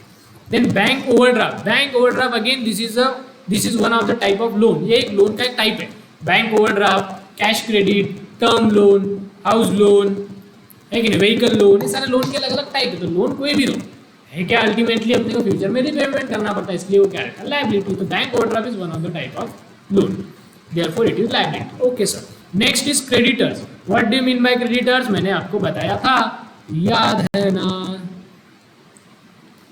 नहीं ना? नहीं है? ठीक है, डबल एक बार याद दिला देते, कोई दिक्कत। इसको मैं नीचे ले लेता हूँ, डेटर के साथ में लिखता हूँ ताकि आप कंपेयर कर पाओ।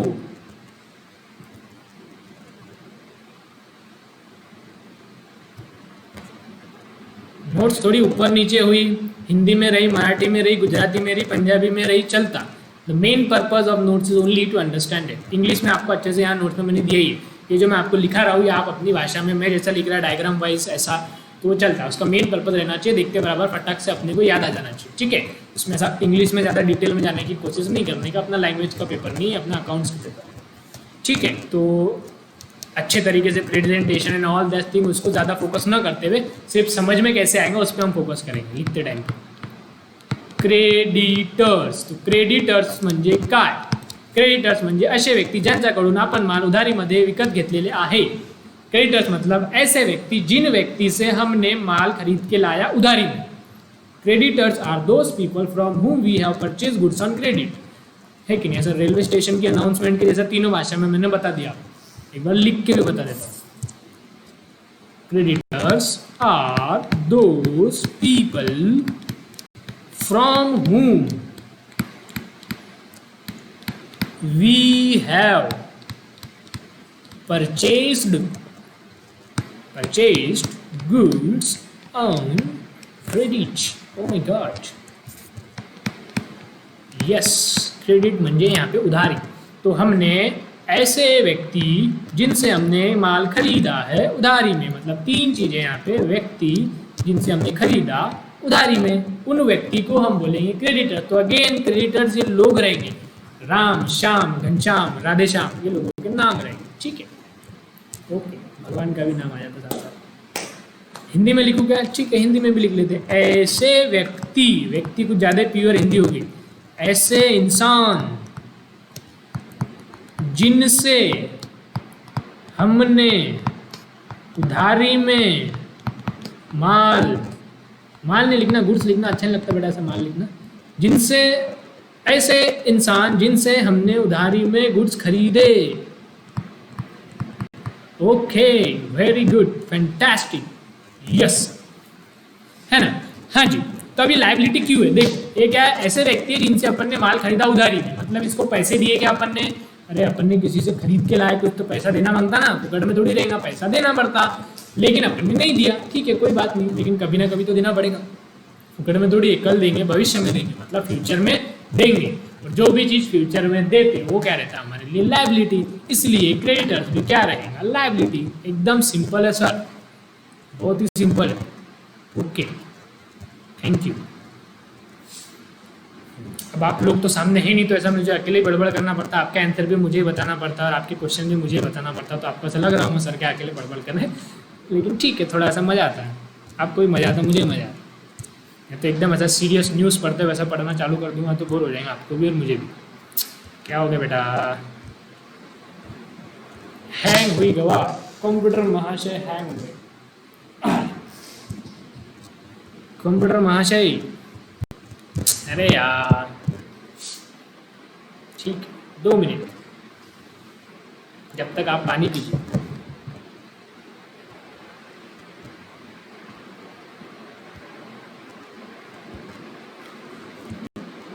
अरे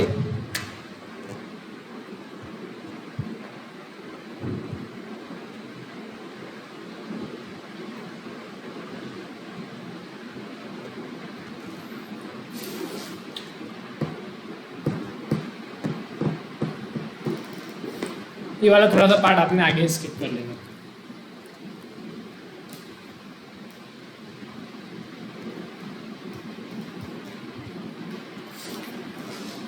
चलो मैं भी पीता हूँ पानी, आप भी पियो।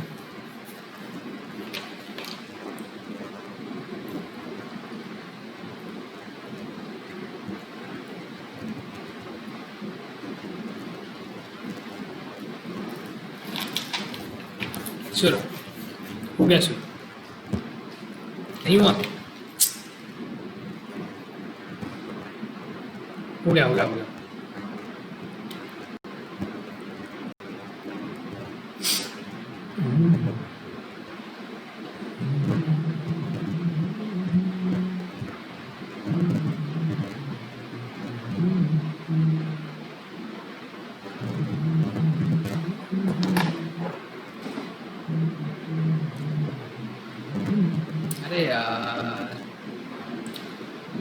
हाँ जी, तो क्रेडिटर्स आया समझ में। क्रेडिटर्स मतलब क्या था, ऐसे व्यक्ति जिनको हमको पैसा देना बाकी था तो फ्यूचर में देना पड़ेगा, और जब भी फ्यूचर पेमेंट करना पड़ता वो क्या रहता है, लायबिलिटी। इसलिए क्रेडिटर्स क्या है, लायबिलिटी है। Yes sir. नेक्स्ट है बेटा बिल्स पेएबल। अब आप अगेन इसको स्टार मार्क करो सबसे पहले। अरे यार नहीं ना,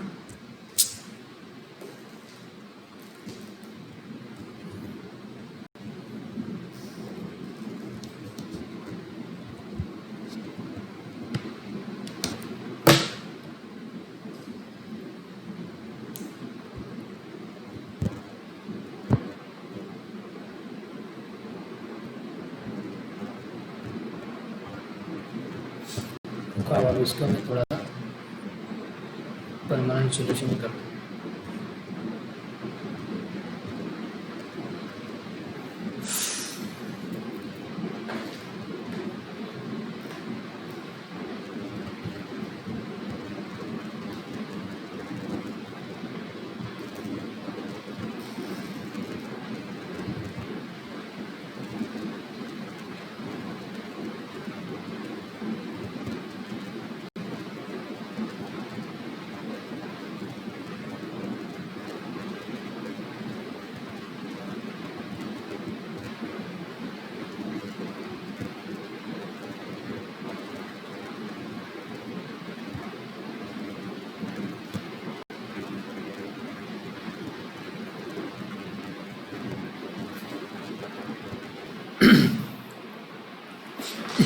हाँ जी चलो, अब हो गया अपना कंप्यूटर एकदम फास्ट।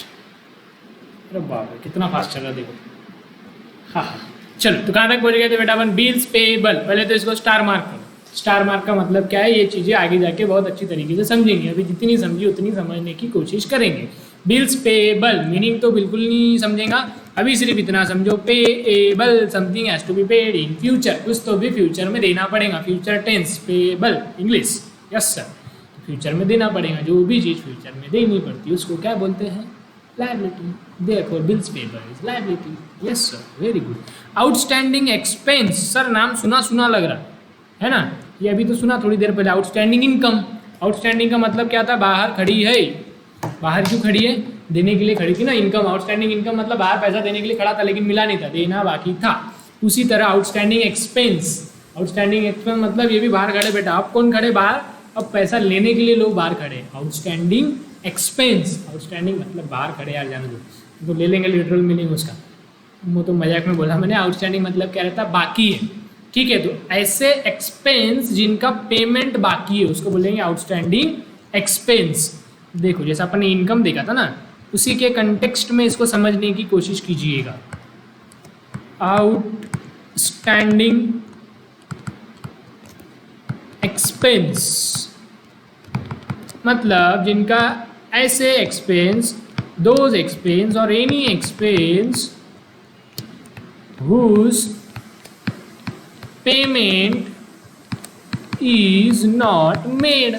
आउटस्टैंडिंग इनकम में क्या था, ऐसी इनकम जो इनकम तो हो गई लेकिन उसका पैसा मिलना बाकी था। पैसा मिलना बाकी था तो भविष्य में पैसा मिलेगा, जब भी भविष्य में पैसा मिलता तो वह एसेट रहता, इसलिए आउटस्टैंडिंग इनकम एसेट थी। अब ये उसका उल्टा है, आउटस्टैंडिंग एक्सपेंस मतलब ऐसे एक्सपेंस जिसका हमने एक्सपेंस तो कर लिया, खर्चा तो कर लिया लेकिन उसका पेमेंट अभी नहीं दिया।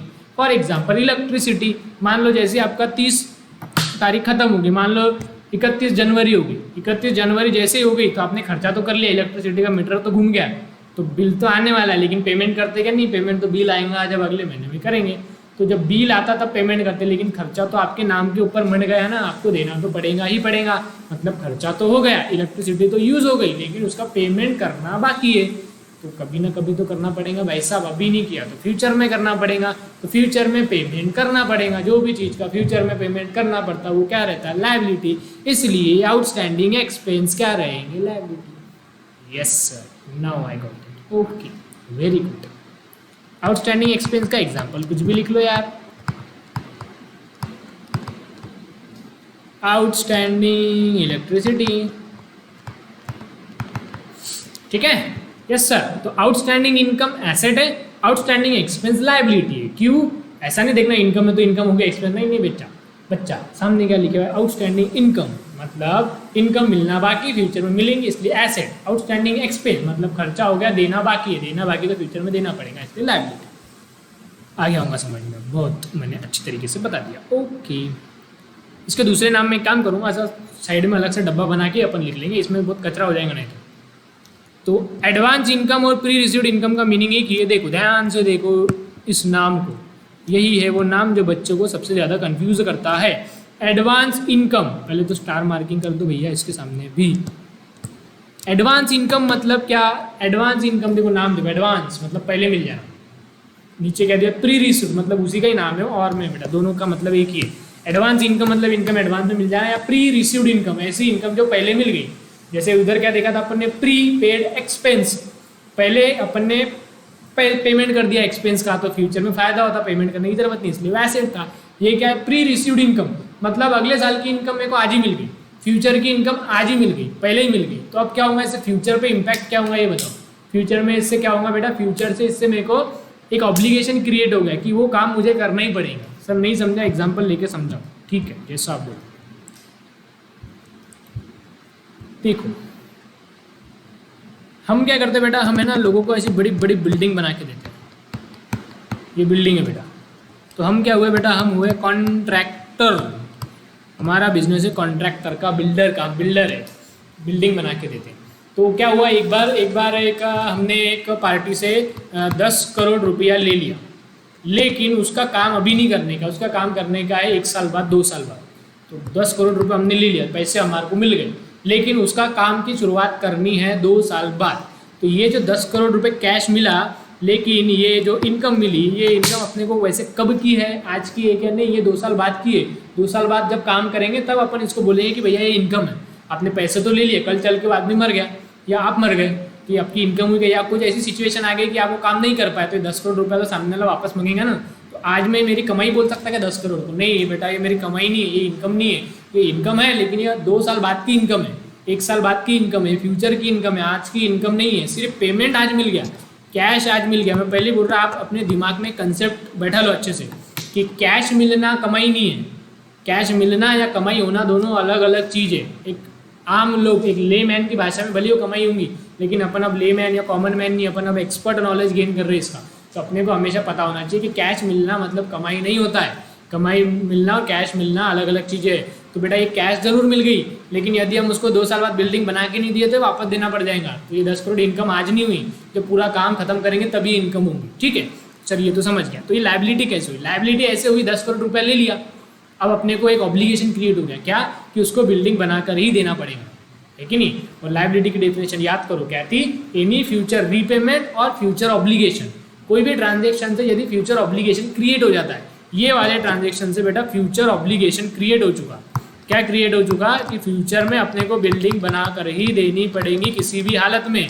फिर भले वो 10 करोड़ के काम के लिए अपने को 15 करोड़ लग गए, लेकिन अपने को बना के ही देना पड़ेगा। ऑब्लिगेशन मतलब एक रिस्ट्रिक्शन आ गया अपने ऊपर कि अपने को करना ही पड़ेगा। तो ऐसा ऑब्लिगेशन यदि कोई ट्रांजेक्शन से क्रिएट हो जाता है फ्यूचर में, तो उसको अपन लायबिलिटी बोलते हैं। तो इसलिए ये भी एक लायबिलिटी, क्या कि कोई इनकम का पहले मिल जाना, पहले मिल गई तो काम अपने को भविष्य में करके देना पड़ेगा, इसके लिए अपन ऑब्लिगेट हो गए, बाध्य हो गए।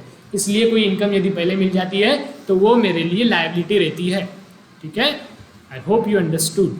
नहीं भी समझे है तो ठीक है, ये स्टार मार्क वाली चीज़ थी। ओके सर, समझ जाएंगे और अच्छे से। बाद में जब थोड़े बड़े हो जाएंगे, थोड़े बड़े मतलब 10-15 दिन बड़े हो जाएंगे तो अच्छे से समझ जाएंगे। रोज़ बड़े होते हैं, है कि नहीं, दिमाग बड़ा हो रहा है हमारा रोज़। जब स्टार्टिंग में आप लेक्चर देख रहे थे तो कुछ नहीं समझ रहा था क्या है क्या नहीं, अब धीरे धीरे आपका दिमाग बड़ा होता है। यस, एक्सपेंस देखेंगे फटाफट। परचेज मतलब सर सिर्फ परचेज बोला, क्या खरीदा? परचेज फर्नीचर है, परचेज मोबाइल है, परचेज टीवी है, परचेज पेन है, परचेज पेंसिल है। क्या परचेज? कुछ बोला ही नहीं। जब सिर्फ परचेज बोला, इसका मतलब जो भी बिजनेस रहेगा उस बिजनेस में जो वो डील कर रहा है उस चीज़ के बारे में बात हो रही है। फर्नीचर वाले के लिए परचेज बोलेगा मतलब फर्नीचर खरीदा, टीवी वाले के बिजनेस में बोलेगा परचेज मतलब टीवी खरीदा, चेयर वाले के बिजनेस में बोला चेयर मतलब चेयर खरीदा। मतलब जिस भी चीज़ का बिजनेस है उस चीज़ को अपन बोलेंगे परचेज, ठीक है। Yes, then electricity expense. Sir एकदम सिंपल, इलेक्ट्रिसिटी वापरी, अब उसका खर्चा होगा। इलेक्ट्रिसिटी एक्सपेंस, ये सारे एक्सपेंस के एग्जांपल है। ये सारी वो चीज़ें जो बार बार करनी पड़ती है बिजनेस को रन करने के लिए। इसका इफेक्ट आपको फ्यूचर में नहीं मिलने वाला, इसका इफेक्ट पास्ट या प्रेजेंट में रहता है, इमीडिएट इसका इफेक्ट रहता है एक्सपेंस और इनकम का, है ना। एक्सपेंस और इनकम बेटा पास्ट आणि प्रेजेंट से रिलेटेड रहती है। एसेट और लायबिलिटी हमेशा फ्यूचर में कुछ ना कुछ इसका लेना देना रहेगा। कितना फास्ट चल रहा लैपटॉप, वाह मजा आ गया। प्रेजेंट, ठीक है, yes sir, okay, very good. तो टेलीफोन एक्सपेंस, टेलीफोन एक्सपेंस भी एक्सपेंस है, अपन टेलीफोन वापर रहे, उसका खर्चा आ गया, यस सर। रेंट पेड, हमने रेंट पे किया, अगेन दिस इज एक्सपेंस है, बार बार करना पड़ता है बिजनेस को चलाने के लिए। Salary and wages, sir salary and wages का फ़र्क बताते तो अच्छा रहता, बता देते हैं, कोई दिक्कत नहीं। छोटी छोटी चीज़ें लेकिन फ़र्क मालूम होना बहुत जरूरी, क्योंकि सैलरी आप आगे जाके आप देखेंगे कि सैलरी कोई और रिपोर्ट में जाती है, कोई और चीज़ में जाता है, वेजेस कोई और चीज़ में जाता है। तो आप यदि इसको एक मान के चलेंगे तो आपका आंसर भविष्य में गलत होने वाला है। तो हर एक चीज़ का मीनिंग बारकाई से समझेंगे, स्टार वाले को छोड़ के, स्टार वाले को उचित समय आने पर देखेंगे। बार बार बोलना पड़ता, नहीं तो बच्चे वही लेके बैठ जाएंगे और बंद कर देंगे लेक्चर, समझा ही नहीं सर ये चीज़। तो चलते जाओ चलते जाओ, गिरते जाओ चलते जाओ, सिर्फ रुको मत। क्या बता रहा था यार, मैं भूल गया। एक मिनट, हेलो, हाँ जी, हाँ ऑफिस पे था, बोलो ना। हाँ हाँ नोट्स के लिए, हाँ ठीक है ना, हूँ ऑफिस में।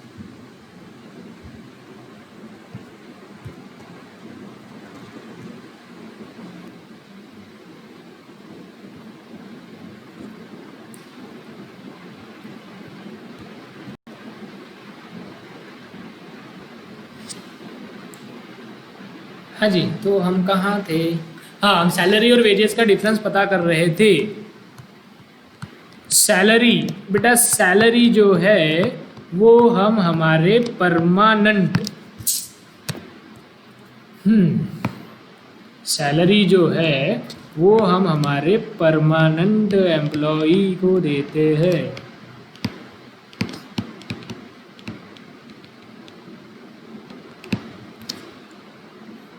और वेजेस जो है वो टेम्पररी एम्प्लॉय को देते हैं।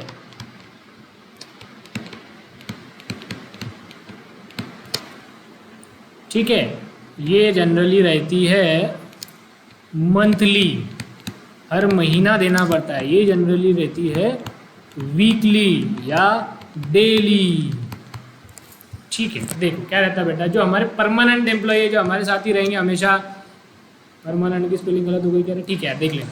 सैलरी मतलब जो परमानेंट एम्प्लॉय हमेशा हमारे साथ में रहते हैं, उन व्यक्ति को जो हम तनख्वाह दे रहे हैं उसको हम बोलेंगे सैलरी, और वो मंथली बेसिस पे देते हैं। कुछ रहते हैं हमारे टेम्पररी एम्प्लॉय, जो एक आधी बार काम आते हैं, जो रोजंदारी पे जो है, जो हफ्तेवारी पे, वीकली बेसिस पे उनको पेमेंट देते हैं, डेली के बेसिस पे 100 रुपये 150 रुपये देते हैं। ऐसे जो एम्प्लॉय है उसको अपन जो पेमेंट दे रहे हैं उसको बोलेंगे वेजेस।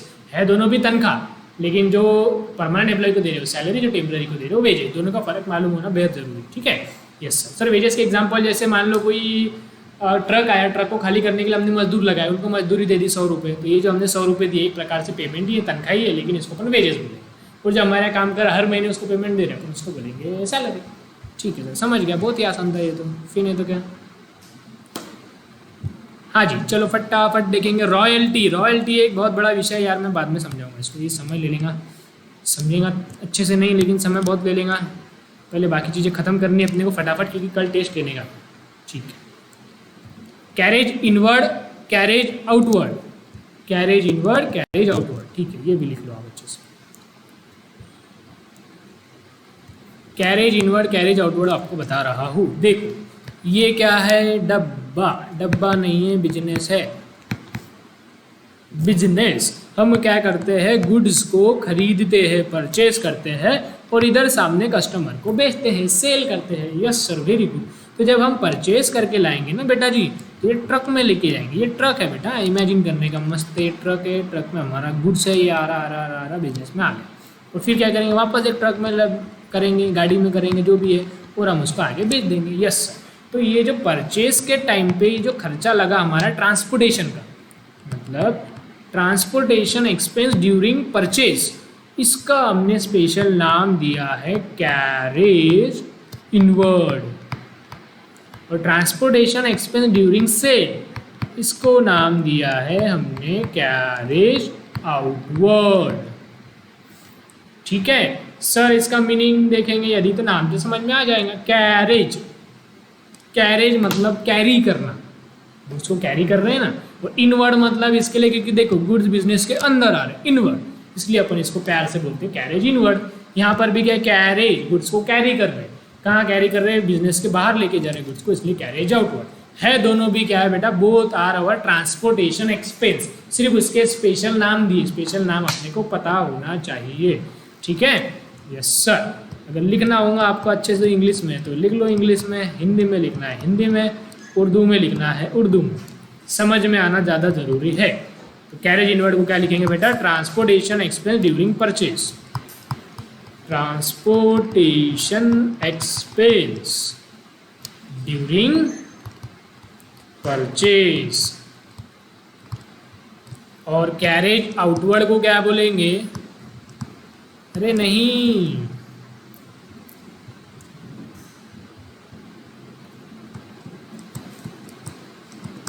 कैरेज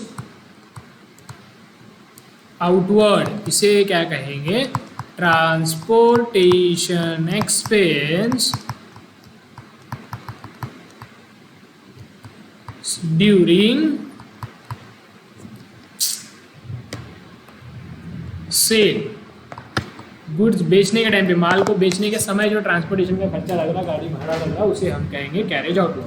ठीक है, ये सर आपने कई बार ट्रक पे नोटिस करना, उस पर लिखा रहता है गुड्स कैरेज, गुड्स कैरेज या गुड्स कैरियर लिखे हुआ रहता है। गुड्स मतलब ये माल और कैरेज मतलब लेके जाना, इसलिए कैरेज इनवर्ड कैरेज आउटवर्ड। दोनों भी क्या है? ट्रांसपोर्टेशन का खर्चा है, दोनों भी हमारे बिजनेस के लिए क्या है? एक्सपेंस है। तो सर अलग अलग क्यों बोला?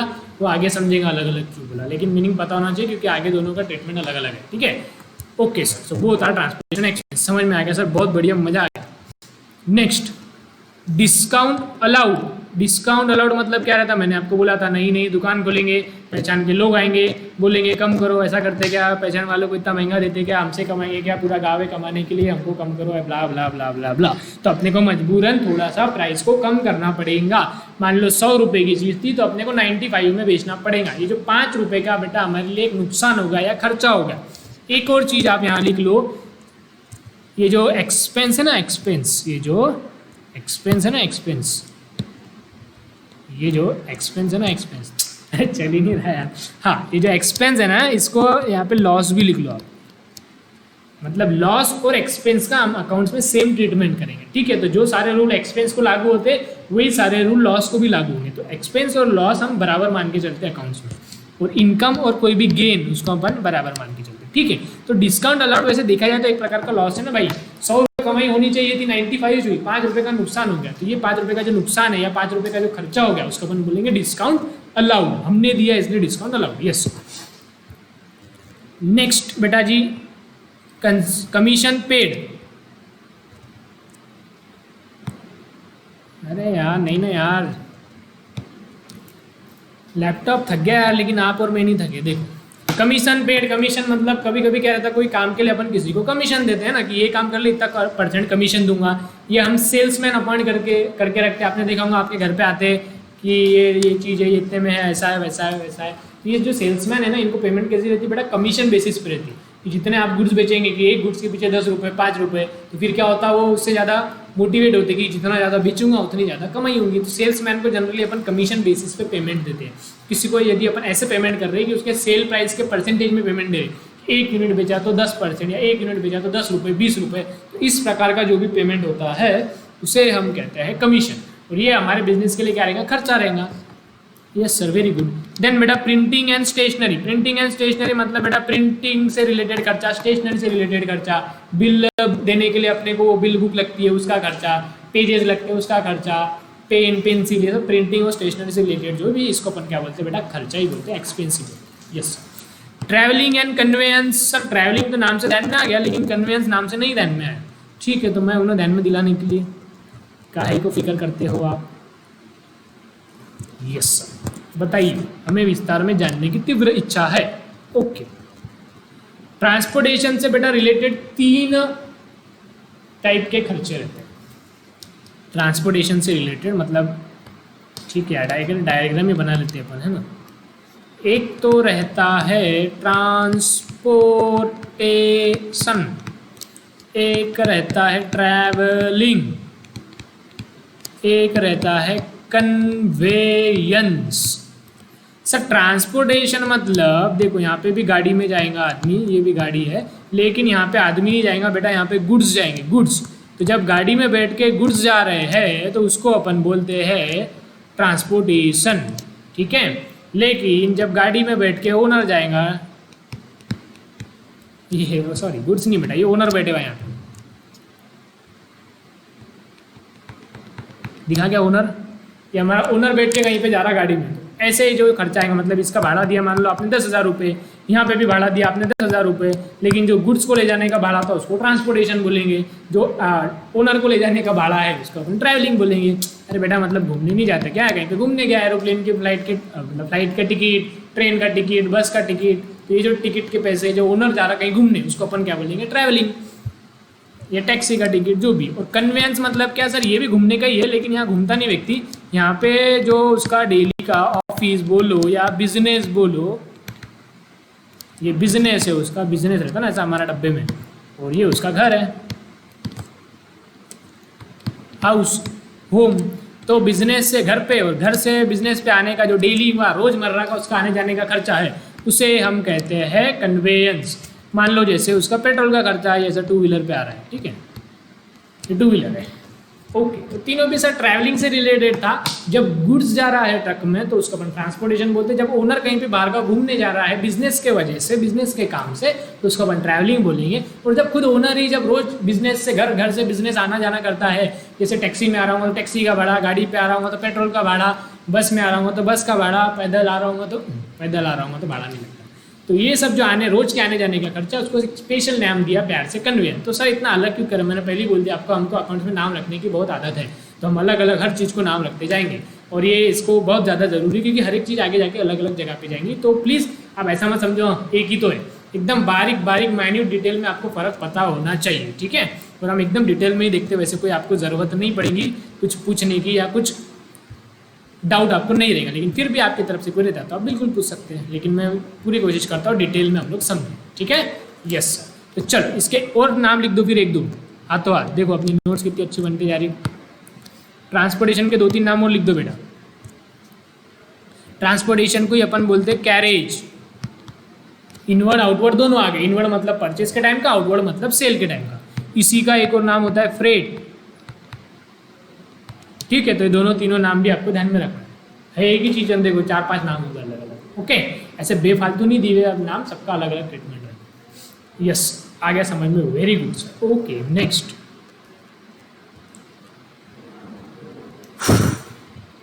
Bank charges. बैंक चार्जेस समझने के पहले समझते हैं इंटरेस्ट पेड। इंटरेस्ट पेड क्या रहेगा सर? इंटरेस्ट पेड मतलब यदि आपने लोन लिया है बैंक से तो उस पर ब्याज चुकाना पड़ता, बार बार देना पड़ता, तो वो हमारे लिए हो गया खर्चा, इंटरेस्ट। जरूरी नहीं बैंक से लोन लेंगे, किसी व्यक्ति से भी लोन लिया तो ब्याज तो देना पड़ता, जो इंटरेस्ट दे रहे बार बार, उसे हम कहते हैं एक्सपेंस। Yes sir. तो ये बैंक चार्जेस क्या है बेटा? बैंक चार्जेस सर बैंक में इंटरेस्ट ही तो लगता है, ऐसा नहीं बेटा, ऐसा नहीं है। इंटरेस्ट के अलावा भी बहुत सारे चार्जेस लगते हैं। यदि आपका अकाउंट होगा तो पासबुक को एक बार आपने घर पे जाके अच्छे से देखना है, या पापा के पासबुक को आपने अच्छे से देखना है। क्या देखना है उसमें ये देखना है कि इंटरेस्ट के अलावा और कौन कौन से चार्जेस अपने बैंक अपने को लगाती है, ठीक है। चलो मैं ये बता देता हूँ आपको, अदर चार्जेस आप देखेंगे जब देखना, आपको मजा आएगा देख करके। तो पासबुक आपने देखना पापा की, ठीक है। यस सर, उसमें आपको दिखेंगे बैंक चार्जेस। बैंक हमें बहुत सारे चार्जेस लगाती है अदर देन इंटरेस्ट। इंटरेस्ट को तो अपन अलग से बता देंगे इंटरेस्ट। बैंक चार्जेस कौन से लगाती है सर? बैंक चार्जेस लगाती है एक एटीएम चार्जेस। आपके पास एटीएम होगा ना तो हर साल का 400 रुपये 500 रुपये कुछ तो भी बैंक चार्जेस लगाती है, 200 रुपये जो भी होगा, तो जो ये चार्जेस लगा रही है वो आ जाएगा बैंक चार्जेस में। देन स्टेटमेंट का चार्जेस रहता है, यदि आपको स्टेटमेंट निकालना है तो स्टेटमेंट यदि आपने निकाला तो उसके भी चार्जेस लगते हैं। देन एसएमएस के भी चार्जेस रहते हैं, जो आपका एसएमएस आता है ना, your account has been credited और डेबिटेड, तो वो भी चार्जेस है, वो है। देन मिनिमम बैलेंस का चार्ज रहता है, एक मिनिमम बैलेंस रिक्वायर्ड रहता है, वो यदि आप मान लो मिनिमम बैलेंस है 500 रुपया और आपका बैलेंस हो गया 400 रुपये, कम हो गया मिनिमम बैलेंस से, तो अपने को एक चार्जेस लगाते हैं, मिनिमम बैलेंस चार्जेस बोलते हैं इसको। वो है। देन यदि चेक बुक आपने ली तो चेक बुक का चार्जेस रहता है। ये सारे टर्म्स आपको पता होने चाहिए, ठीक है। चेक बुक चार्जेस और भी बहुत रहता है, NEFT, RTGS, ब्ला ब्ला ब्ला ब्ला, बहुत सारे, ठीक है। तो मेनली ये रहते हैं, इतने सारे चार्जेस रहते हैं बैंक भी अपने को बार बार लगते रहते हैं, बिजनेस को चलाने के लिए ज़रूरी रहते हैं। ये सारे हमारे लिए क्या रहेंगे, खर्चा रहेंगे, एक्सपेंस रहेंगे। इसका फ्यूचर में कोई बेनिफिट नहीं है, इसका इमीडिएट बेनिफिट रहता है, ठीक है। और ये बार बार हमको लगते हैं, इसलिए ये क्या रहेंगे, एक्सपेंस। तो समझ गया बैंक चार्जेस में क्या क्या रहेगा। Yes sir. नेक्स्ट तो अब जिसने पढ़ा होगा पहले घर पे जाके तो उसको समझ में आया होगा कि उसके पढ़ने के बाद और मेरे समझाने के बाद कितना और अच्छी तरीके से समझा, कितना डिफरेंस आया है ना। और जिसने नहीं पढ़ा उसके लिए तो ये प्रवचन है, प्रवचन सुनने का। डिप्रिसिएशन, डिप्रिसिएशन के आगे तो 3-4 स्टार मार दो भाई साहब, अभी तो कोई हालत में नहीं समझने वाला है। इसके लिए स्पेशल चैप्टर है 11th में, ज़्यादा समय इंतजार नहीं करना पड़ेगा इसके लिए। लेकिन अभी का बस एक लाइन लिख के हम आगे बढ़ते हैं डिप्रिसिएशन के बारे में। डिप्रिसिएशन मतलब क्या, what do you mean by depreciation. Depreciation म्हणजे काय। ओके, डिप्रिसिएशन का आप लिख लो reduction in the value of asset. Reduction in the value of asset due to its wear and tear।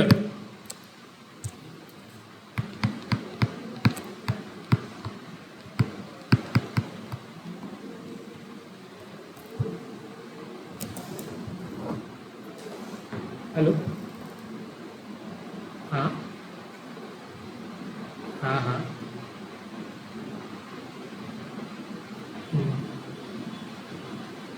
हाँ बोलिए। हाँ जी, सॉरी, लेट्स कंटिन्यू। तो हम कहाँ थे सर, हम डिप्रिसिएशन पे थे। Reduction in the value of asset due to its wear and tear. Sir कुछ भी नहीं समझा, बहुत अच्छा, समझेगा अभी नहीं। नहीं ऐसी नहीं है बात बेटा, बाद में समझेंगे अच्छे से। अभी सिर्फ इतना समझो क्या होता है बेटा, जब अपन कोई एसेट लेते हैं तो वियर एंड टीयर मतलब उसके, वियर एंड टीयर मतलब उसका क्या बोलते हैं, वो घस जाता है, ऐसा बोल सकते हैं अपन हिंदी में। जैसे अपन यूज़ करते हैं, फॉर एग्जांपल मान लो आपकी कोई गाड़ी है, बाइक है, तो उसकी जब आप वैल्यू मतलब नई गाड़ी लेते हैं, मान लो 1 लाख रुपए की आपकी कोई बाइक है, ठीक है। तो यदि आप उसको मान लो 1 साल बाद बेचने की कोशिश करेंगे तो आपको क्या लगता है, आपकी बाइक 1 लाख रुपए में बिकेंगी या 1 लाख से ज़्यादा बिकेंगी या 1 लाख से कम में बिकेंगी। सर जाहिर सी बात है 1 लाख से कम में बिकेंगी। अगर आप 3 साल बाद बेचोगे तो और कम में बिकेंगी, 10 साल बाद बेचोगे तो और कम में बिकेंगी। तो क्या होता है, जब भी कोई एसेट रहता है उसका हम यूज़ करते हैं तो उसके यूज़ करने से उसकी वैल्यू रिड्यूस होते जाती है। तो उस वैल्यू का रिड्यूस होना उसको अपन डिप्रिसिएशन बोलते हैं। और वो एक्सपेंस क्यों है, क्या है, ये सारी जानकारी अपन डिप्रिसिएशन चैप्टर में बहुत अच्छे तरीके से समझेंगे। अभी सिर्फ मैंने आपको एक लाइन बताया, आप एक लाइन लिख लो, आपके दिमाग में मान लो आइडिया लग गई कि कुछ तो ऐसा रहता है, ठीक है। और ये एक्सपेंस रहता है, इतना आप ध्यान में रखो। अधिक जानकारी हम उचित समय आने पर देखेंगे। Okay sir, next audit fees. Sir audit fees मतलब क्या। ऑडिट मतलब देखो क्या रहता है, अपन ये क्या बना रहे, बुक्स ऑफ अकाउंट बना रहे। मतलब जो बिजनेस रहता है, बिजनेस का जो भी ट्रांजेक्शन हो रहे हैं उसको प्रॉपर रिकॉर्ड करेंगे बुक्स ऑफ अकाउंट के अंदर। और फिर क्या होता है, गवर्नमेंट के ने अलग अलग एक रूल्स ला के रखे हुए कि पर्टिकुलर मान लो आप एक लिमिट है कि आपका जो सेल है वो 1 करोड़ के ऊपर या 2 करोड़ के ऊपर है। ऐसे अलग अलग एक्ट में अलग अलग रूल है कि आपकी कमाई इतनी है, आपका सेल इतना है। तो आपको क्या करना पड़ता है, जो आपके बुक्स ऑफ अकाउंट है जो आपने बनाए या आपके अकाउंटेंट ने बनाए, वो बुक्स ऑफ अकाउंट आपको चेक करवाना पड़ता है किसी चार्टर्ड अकाउंटेंट से कि आपने सही बनाए या नहीं बनाए। तो गवर्नमेंट को चार्टर्ड अकाउंटेंट पे भरोसा है, तो वो लोगों के बुक्स ऑफ अकाउंट को चेक करके बताता है कि दे आर राइट और रॉन्ग। अगर रॉन्ग है तो क्या रॉन्ग है, अपना उस पर ओपिनियन देता है। तो ये प्रोसेस को अपन बोलते हैं ऑडिट करना। ऑडिट करना मतलब चेक करना कि बुक्स ऑफ अकाउंट बरोबर है या नहीं, क्योंकि डेफिनेटली अब अकाउंट से रिलेटेड जो सबसे ज़्यादा नॉलेज हो किसको, चार्टर्ड अकाउंटेंट को। तो चार्टर्ड अकाउंटेंट को ही गवर्नमेंट बोलती है कि आप ऑडिट कर सकते हो। ऑडिट मतलब आप दूसरों के बुक्स ऑफ अकाउंट की चेकिंग कर सकते हो क्यों राइट है या रॉन्ग है। तो वो चेकिंग करने के, वो ऑडिट करने के जो पैसे बिजनेसमैन देता है सीए को, चार्टर्ड अकाउंटेंट को, उसको हम बोलते हैं ऑडिट फीस, ठीक है। तो ये हर साल देना पड़ता है, बार बार करना पड़ता है, बहुत सारे काम रहते हैं, बहुत सारे ऑडिट रहते हैं, तो ये अपने को करते रहना पड़ता है। तो ये हमारे बिजनेस के लिए एक एक्सपेंसिव। तो समझ में आपको ऑडिट फीस। ऑडिट फीस मतलब fees paid to CA chartered accountant. Okay, then postage and telegram. Postage and telegram मतलब ये पार्सल का खर्चा, चिट्ठी का खर्चा, कि आपने इसको लेटर लिखा, उस पर आपने 5 रुपये का स्टैंप लगाया, आपने किसी को पार्सल किया, पोस्ट किया, तो मतलब ये सारे जो खर्चे हैं वो पोस्टेज एंड टेलीग्राम में आते हैं। ओके सर, ये सारी चीज़ें क्या बेटा एक्सपेंस है बिजनेस के लिए। देन एडवर्टाइजमेंट, एडवर्टाइजमेंट मतलब हमारे बिजनेस का एडवर्टाइजमेंट करना पड़ता है ना, जाहिरात। फिर वो एडवर्टाइजमेंट भले आप न्यूज़पेपर में करो या पैम्पलेट्स छाप के बांटो या टीवी में करो अमिताभ बच्चन से या रेडियो में करो, कैसे भी करो, तो एडवर्टाइजमेंट का जो खर्चा रहेगा उसको अपन एक्सपेंस बोलेंगे। खर्चा ये बार बार करना पड़ता है बिजनेस को चलाने के लिए। Okay, then bad debt, bad debt के सामने भी एक सितारा लगाओ। बैड डेट मतलब क्या होता है, यदि आप देखेंगे तो ये क्या है, बैड, और ये जो डेट है, डेट DEBT, ये शॉर्टकट है बेटा डेटर का। मतलब इसका पूरा नाम क्या होता है, बैड डेटर। बैड मतलब खराब, गंदे, डेटर मतलब गंदे डेटर्स। डेटर्स मतलब जिन लोगों को अपने उधारी में माल बेचा है, जिनको अपने से भविष्य, जिनसे अपने को भविष्य में पैसा मिलेगा, उसको अपन क्या बोलते हैं, डेटर्स। और बैड डेटर्स, बैड डेटर्स मतलब क्या रहेगा, खराब डेटर, गंदे डेटर। क्यों भाई गंदे, क्योंकि वो पैसे नहीं दे रहे ना। क्योंकि देखो अपन ने बहुत लोगों को माल उधारी में दिया, तो कुछ बदमाश लोग ऐसे रहेंगे जो अपने पैसे वापस चुकाएंगे नहीं, तो वो जो बदमाश लोग हैं उसको अपन बोलते हैं बैड डेट। वो हमारे लिए बिजनेस के लिए नुकसान है, और मैंने पहले ऊपर ही लिख दिया नुकसान और खर्चा एक बराबर है, इसलिए अपन इसको क्या बोलेंगे, एक्सपेंस। ठीक है, यस सर। एक 2 मिनट मैं कंटिन्यू करता हूँ।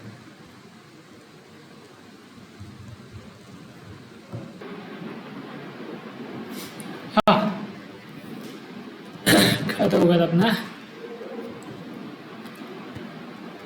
तो बैड डेटर्स मतलब बैड डेट्स, बैड डेट मतलब यहाँ पे बी साइलेंट है।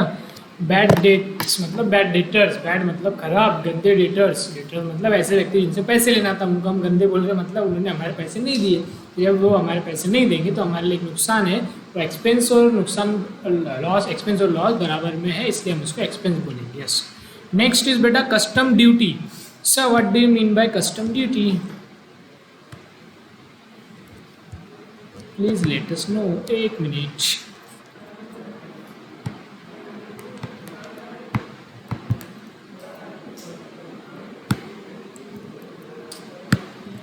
यार आज लैपटॉप का कुछ मूड ही नहीं है पढ़ाई करने का।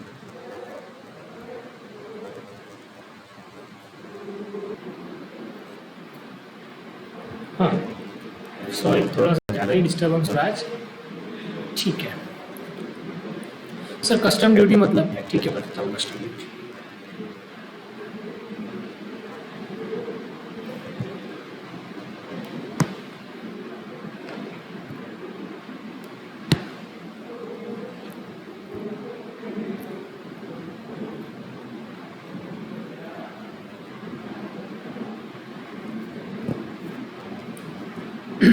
देखो अच्छे से समझने की कोशिश करना, कोई ज़्यादा बड़ी बात नहीं, लेकिन अपन इसको अच्छे से समझते हैं।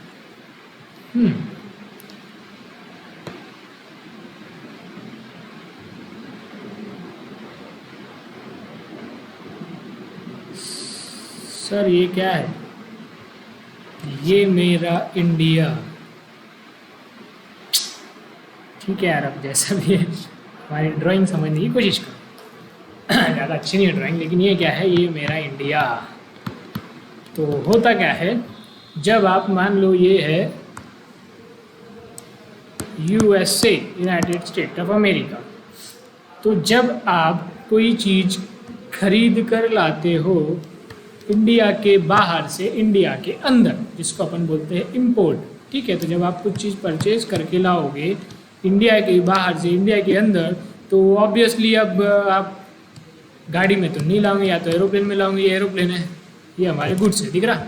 यस सर दिख रहा। या तो आप, ये पानी है बेटा, ये पानी में शिप है, ये इसमें हमारे गुड्स है, उल्टी होगी शिप। ठीक है कोई बात नहीं, तो या तो आप एरोप्लेन में लाओगे या तो आप शिप में लाओगे। तो जब आप ये बॉर्डर पे आओगे ना बेटा, तो मान लो ये आप ला रहे हो इधर पानी से, आप इधर आ रहे हो गुजरात में, तो गुजरात पे जो पोर्ट रहेगा, पोर्ट, उस पर आपकी नाव आएंगी, बोट आएंगी, शिप आएंगी, जो भी है, तो यहाँ पर आपके गुड्स अनलोड होंगे। यदि आप एरोप्लेन से आ रहे तो जो भी आपका एयरपोर्ट होगा, मान लो राजस्थान में जयपुर में आप लैंड कर रहे हो, ओके। तो जब जैसे आप इंडिया के अंदर आए यहाँ पर आप पोर्ट पे आए, भले कहीं से भी आओ, तो इंडिया के बाहर से इंडिया के अंदर जब लेके आते, जैसे ही बॉर्डर क्रॉस करते हैं, तो यहाँ पर बेटा एक टैक्स लगता है। क्या लगता है? टैक्स। और उस टैक्स का नाम है कस्टम ड्यूटी। कस्टम ड्यूटी नाम का अपने को टैक्स देना पड़ता। तो कब देना पड़ता है? जब भी हम कोई चीज़ परचेस करके लाएंगे इंडिया के बाहर से इंडिया के अंदर, तो अपने को एक टैक्स देना पड़ता है जिसको बोलते हैं कस्टम ड्यूटी। उसी तरह जब आप सेल करोगे किसी को, ये है बेटा जापान, ऐसी अपन एग्जाम्पल लेते, थोड़ा फन भी हो जाता, कॉमेडी भी हो जाती है, समझ में भी आ जाती चीज़ है कि नहीं। तो जापान में जब आप बेचोगे ऐसा, तो जब इंडिया के बाहर लेकर के जाओगे या बोट में जैसा भी, तो इंडिया के बाहर ले जाते तब भी बेटा टैक्स लगता है। टैक्स उसको भी अपन कस्टम ड्यूटी ही बोलते हैं। तो जब भी कोई गुड्स इंडिया के बाहर से इंडिया के अंदर लाएंगे या इंडिया के अंदर से इंडिया के बाहर लेके जाएंगे, तो दोनों टाइम पे बॉर्डर पे एक टैक्स लगता है जिसको बोलते हैं कस्टम ड्यूटी। और जब हम खरीद के लेके आ रहे इंडिया के बाहर से इंडिया के अंदर लेके आ रहे तो उसको बोलते हैं इम्पोर्ट। तो इसके लिए उसकी कस्टम ड्यूटी का स्पेशल नाम है इम्पोर्ट ड्यूटी। मतलब कस्टम ड्यूटी है, कस्टम ड्यूटी दो टाइप की होती है, import duty, export duty. Import duty कब लगेगी? जब इंडिया के बाहर से इंडिया के अंदर लेके आएंगे। और एक्सपोर्ट ड्यूटी कब लगेगी? जब इंडिया से इंडिया के बाहर लेके जाएंगे।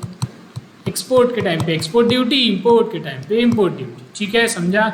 यस सर, ये टैक्स है सर, बार बार खरीदेंगे बार बार टैक्स देना पड़ेगा, तो ये हमारे लिए क्या है? एक्सपेंस है। ठीक है, यस सर, समझ गया, बहुत बढ़िया।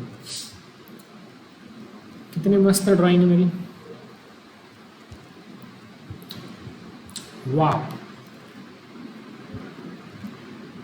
आया कस्टम ड्यूटी, यस सर। फिर है बेटा ऑक्ट्राय। ऑक्ट्राय मतलब आ जाओ वापस हमारे इंडिया में। क्या है मेरा इंडिया? ये मेरा इंडिया। तो ये बेटा जी ये था गुजरात और ये है महाराष्ट्र।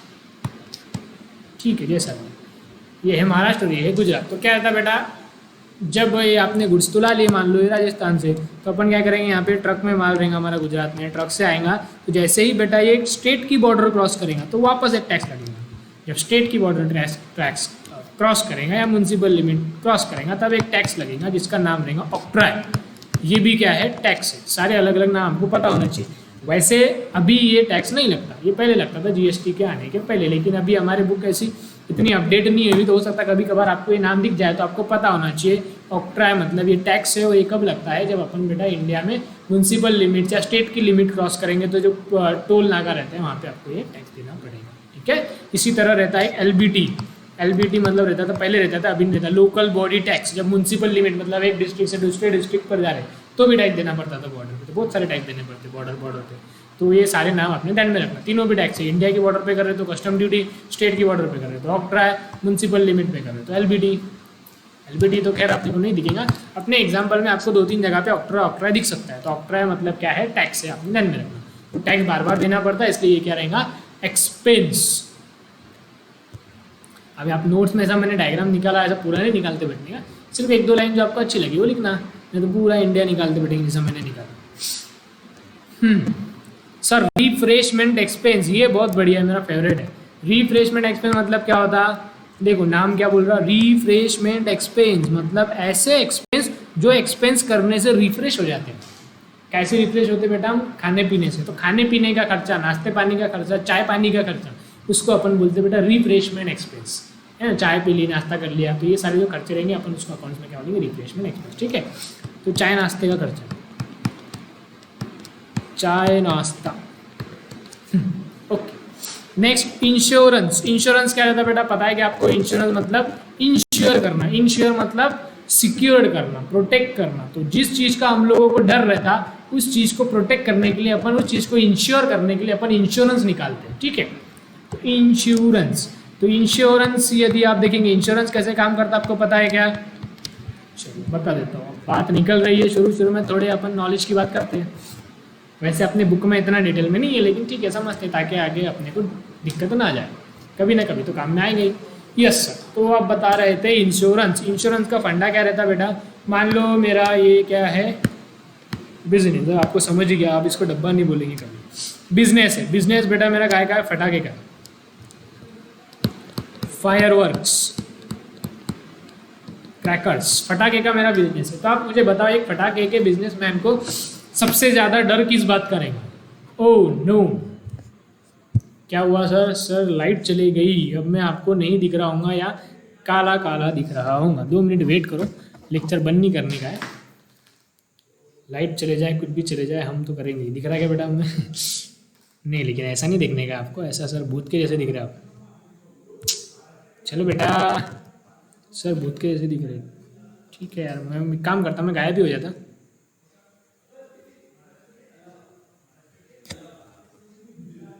मैं हो गया गायब। अब आपको सिर्फ स्क्रीन दिख रही होंगी और मेरी आवाज़ सुनाई दे रही होगी। आवाज़ सुनाई दे रही है क्या? मेरी आवाज़ आ रही है आपको? यस आ रही है, और स्क्रीन भी दिखाई दे रही है। ओके सर, तो आप मेरे सिर्फ आवाज़ पे और स्क्रीन पे कॉन्सेंट्रेट करेंगे, मैं नहीं भी दिखा तो चलता है। ओके, तो सर मैं बता रहा था, सबसे एक बिजनेसमैन है, उसका फायर वर्क का बिजनेस है, तो उसको सबसे ज़्यादा डर किस बात का रहेगा बेटा? सर आग लगने का डर रहेगा उसको, फायर। तो वो क्या करेगा? इसका इंश्योरेंस निकालेगा, फायर इंश्योरेंस, ताकि यदि कभी बिजनेस में आग लग जाए तो उसको नुकसान ना उठाना पड़े। तो ये कैसे वर्क करता बेटा? ये बिजनेसमैन क्या करेगा, हर साल, ईच ईयर या हर महीने, ये इंश्योरेंस कंपनी है, इस इंश्योरेंस कंपनी को हर साल बिजनेसमैन पे करेगा इंश्योरेंस प्रीमियम। क्या पे करेगा? Insurance premium businessman insurance company को हर साल पे करेगा। यस सर, तो ये जो बिजनेसमैन हर साल उसको पे करेगा या हर महीने पे करेगा, और कभी मान लो बीच में आग लग जाती है, तो जितने का भी इसका बेटा नुकसान होगा, उस नुकसान की भरपाई इंश्योरेंस कंपनी उसको कर देंगी, मतलब subject to his policy amount. तो इंश्योरेंस कंपनी उसको पैसा दे देंगी, उसको अपन बोलेंगे बेटा इंश्योरेंस क्लेम। ठीक है, तो हर साल बिजनेसमैन इंश्योरेंस प्रीमियम भरता जाएगा, और जैसे ही यदि कुछ हादसा हो जाता है, उसको लॉस हो जाता है, तो इंश्योरेंस कंपनी उस लॉस के बदले में इसको इंश्योरेंस क्लेम यानी उसको पैसा दे देंगी। ये फंडा रहता है इंश्योरेंस का। ठीक है, तो ये जो इंश्योरेंस की बात हो रही थी, वो इस इंश्योरेंस की बात हो रही थी, इंश्योरेंस प्रीमियम। ये बिजनेसमैन को हर महीने हर साल देना पड़ता है, पे करना पड़ता है। तो बिजनेसमैन के लिए ये क्या रहेगा बेटा? एक्सपेंस। इसके लिए वो एक्सपेंस में गया। Yes sir, very good. अब मैं छोटा सा आपको एक बता रहा था, ठीक है, अपने कहीं ना कहीं रिलेट तो करेंगे। ये इंश्योरेंस के टाइप बता रहा था मैं आपको। इंश्योरेंस का एक टाइप होता है बेटा LIC, जिसको अपन बोलते हैं लाइफ, LIC मत लिखो, लाइफ इंश्योरेंस कॉर्पोरेशन हो जाएगा। लाइफ इंश्योरेंस रहता है,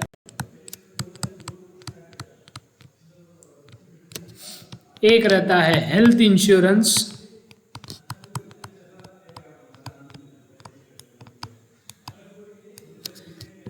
एक रहेगा fire insurance. Type of insurance देख रहे हैं हम लोग, फायर इंश्योरेंस। फिर एक रहता है व्हीकल इंश्योरेंस,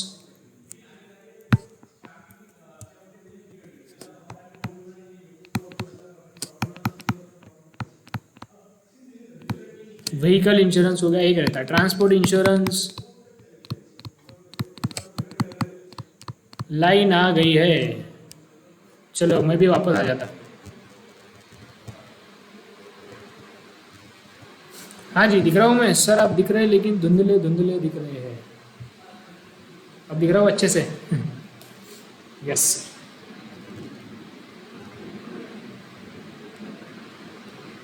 सर थोड़ा लाइट को एडजस्ट किया तो गड़बड़ आ गया। यस सर, दिख रहे हैं आप। चलो अब आ जाओ, फिर मैं दिख रहा हूँ। आज तो खत्म ही करेंगे बॉक्स को, कितनी भी देर हो जाए। व्हीकल इंश्योरेंस, ट्रांसपोर्ट इंश्योरेंस, और एक लास्ट एक मरीन इंश्योरेंस। और भी रहते हैं लेकिन थोड़े बहुत अपन ये मेन लेते रहे, इतने ही रहते हैं इंश्योरेंस, इसको अपन देख रहे हैं। तो इतने अलग अलग टाइप के इंश्योरेंस रहते हैं। अब ये क्या लाइफ इंश्योरेंस मतलब बेटा, यहाँ पे लाइफ का इंश्योरेंस है, मतलब यदि आप मर गए तो आपके नॉमिनी को, आपके घर वालों को पैसा मिलेगा। आपको हर साल पैसा इंश्योरेंस कंपनी को देना पड़ेगा। बीच में आप टपक गए मतलब मर गए, तो आपको पैसा आपके नॉमिनी को मिलेगा। ठीक है। हेल्थ इंश्योरेंस में क्या रहता है? हेल्थ इंश्योरेंस में बेटा हर साल अपन हर महीने इंश्योरेंस कंपनी को पैसा देंगे, इंश्योरेंस कंपनी को पैसा देंगे। फिर यदि हमारी तबीयत खराब हो जाती है तो जो भी पेमेंट, जो भी अपने को खर्चा आता दवा खाने का, दवाई होगा, वो अपने को इंश्योरेंस कंपनी देंगे। फायर इंश्योरेंस में क्या होता है? फायर के अगेंस्ट इंश्योरेंस रहता है। यदि हमारा आग लग गई, आग लगने की वजह से कुछ नुकसान हुआ तो इंश्योरेंस कंपनी अपने को पैसा देंगी। व्हीकल इंश्योरेंस में क्या होता है? ये व्हीकल का इंश्योरेंस होता है। यदि हमारी गाड़ी कहीं पे ठुक गई, मतलब एक्सीडेंट हो गया, टूट गई, कुछ भी नुकसान हुआ तो उसका पैसा भरपाई देंगी इंश्योरेंस कंपनी। ट्रांसपोर्ट इंश्योरेंस क्या होता है? इसमें फर्क क्या है व्हीकल और ट्रांसपोर्ट में? बेटा व्हीकल इंश्योरेंस गाड़ी का इंश्योरेंस है, ये आपकी गाड़ी का इंश्योरेंस है, गाड़ी आपकी खुद की है, आप ओनर हो गाड़ी के, ओनर। ट्रांसपोर्ट इंश्योरेंस में क्या रहता है बेटा? आप ओनर नहीं हो गाड़ी के, आप क्या करते हो, आप, हमारा बिजनेस है, हम क्या करते हैं, कोई भी ट्रांसपोर्ट कंपनी वाले को, ट्रक वाले को हमारा गुड्स दे देते हैं और कहीं पे पहुंचाने को बोल देते हैं। तो हमारा ट्रक हमारा नहीं है, गाड़ी हमारी नहीं है, लेकिन अपने को डर है कहीं रास्ते में एक्सीडेंट ना हो जाए, मतलब ट्रांसपोर्ट के दौरान कहीं एक्सीडेंट ना हो जाए। मान लो हमारा जो गुड्स जा रहा था उसके अंदर था बेटा ऑयल, है ना, या फिर मान लो कॉटन था, और यहाँ से अकोला से आते आते बीच में बाड़ापुर की नदी में हमारा ट्रक गिर गया नीचे, तो कॉटन पूरा भीग गया, पूरा खराब हो गया, या ऑयल हमारा गिर गया तो नुकसान हो गया। तो ये नुकसान को कवर करने के लिए देता है ट्रांसपोर्ट इंश्योरेंस। ये गाड़ी का इंश्योरेंस नहीं है, गाड़ी बेटा किसी और की है, वो ट्रांसपोर्ट वाले ने उसकी गाड़ी का व्हीकल इंश्योरेंस निकाला ही होगा, हम उसकी गाड़ी का इंश्योरेंस क्यों निकालेंगे? तो जब गाड़ी हमारी नहीं रहती है लेकिन ट्रांसपोर्ट हमारा बहुत आना जाना चलते रहता है, तो कहीं एक्सीडेंट हो गया, हमारा गुड्स ट्रांसपोर्ट में, रास्ते में, ट्रांजिट में कहीं ये खराब ना हो जाए, तो उसके लिए अपन इंश्योरेंस निकाल लेते हैं। और यदि कभी बीच में एक्सीडेंट हो जाता है तो जितने का नुकसान हुआ उतने का इंश्योरेंस कंपनी अपने को क्लेम दे देती है। यस सर, तो ये रहा transport insurance. Then marine insurance, मान लो किसी का जो बिजनेस रहता है पानी के अंदर रहता है, शिप है, नाव, बोट वगैरह जो भी है, तो यदि डूबने से कुछ लॉस हो जाता है तो वो कवर होता है मरीन इंश्योरेंस के अंदर। ठीक है सर, मेन तो ठीक है, नाम तो अपने को पता चल गए, लेकिन नाम जानने से ज़्यादा ज़रूरी एक चीज़ थी, इसलिए मैंने आपको ये बताया। वो ज़रूरी चीज़ ये है बेटा कि ये जो लाइफ इंश्योरेंस का खर्चा है और ये जो हेल्थ इंश्योरेंस का खर्चा है, ये दो चीज़ आप मुझे बताओ, लाइफ किसकी रहती है, बिजनेस की रहती है या ओनर की रहेंगी? ओनर की रहेंगी, उसकी लाइफ है, बिजनेस थोड़ी मरेगा, ओनर मरेगा। हेल्थ इंश्योरेंस, तबीयत किसकी खराब होगी? ओनर की।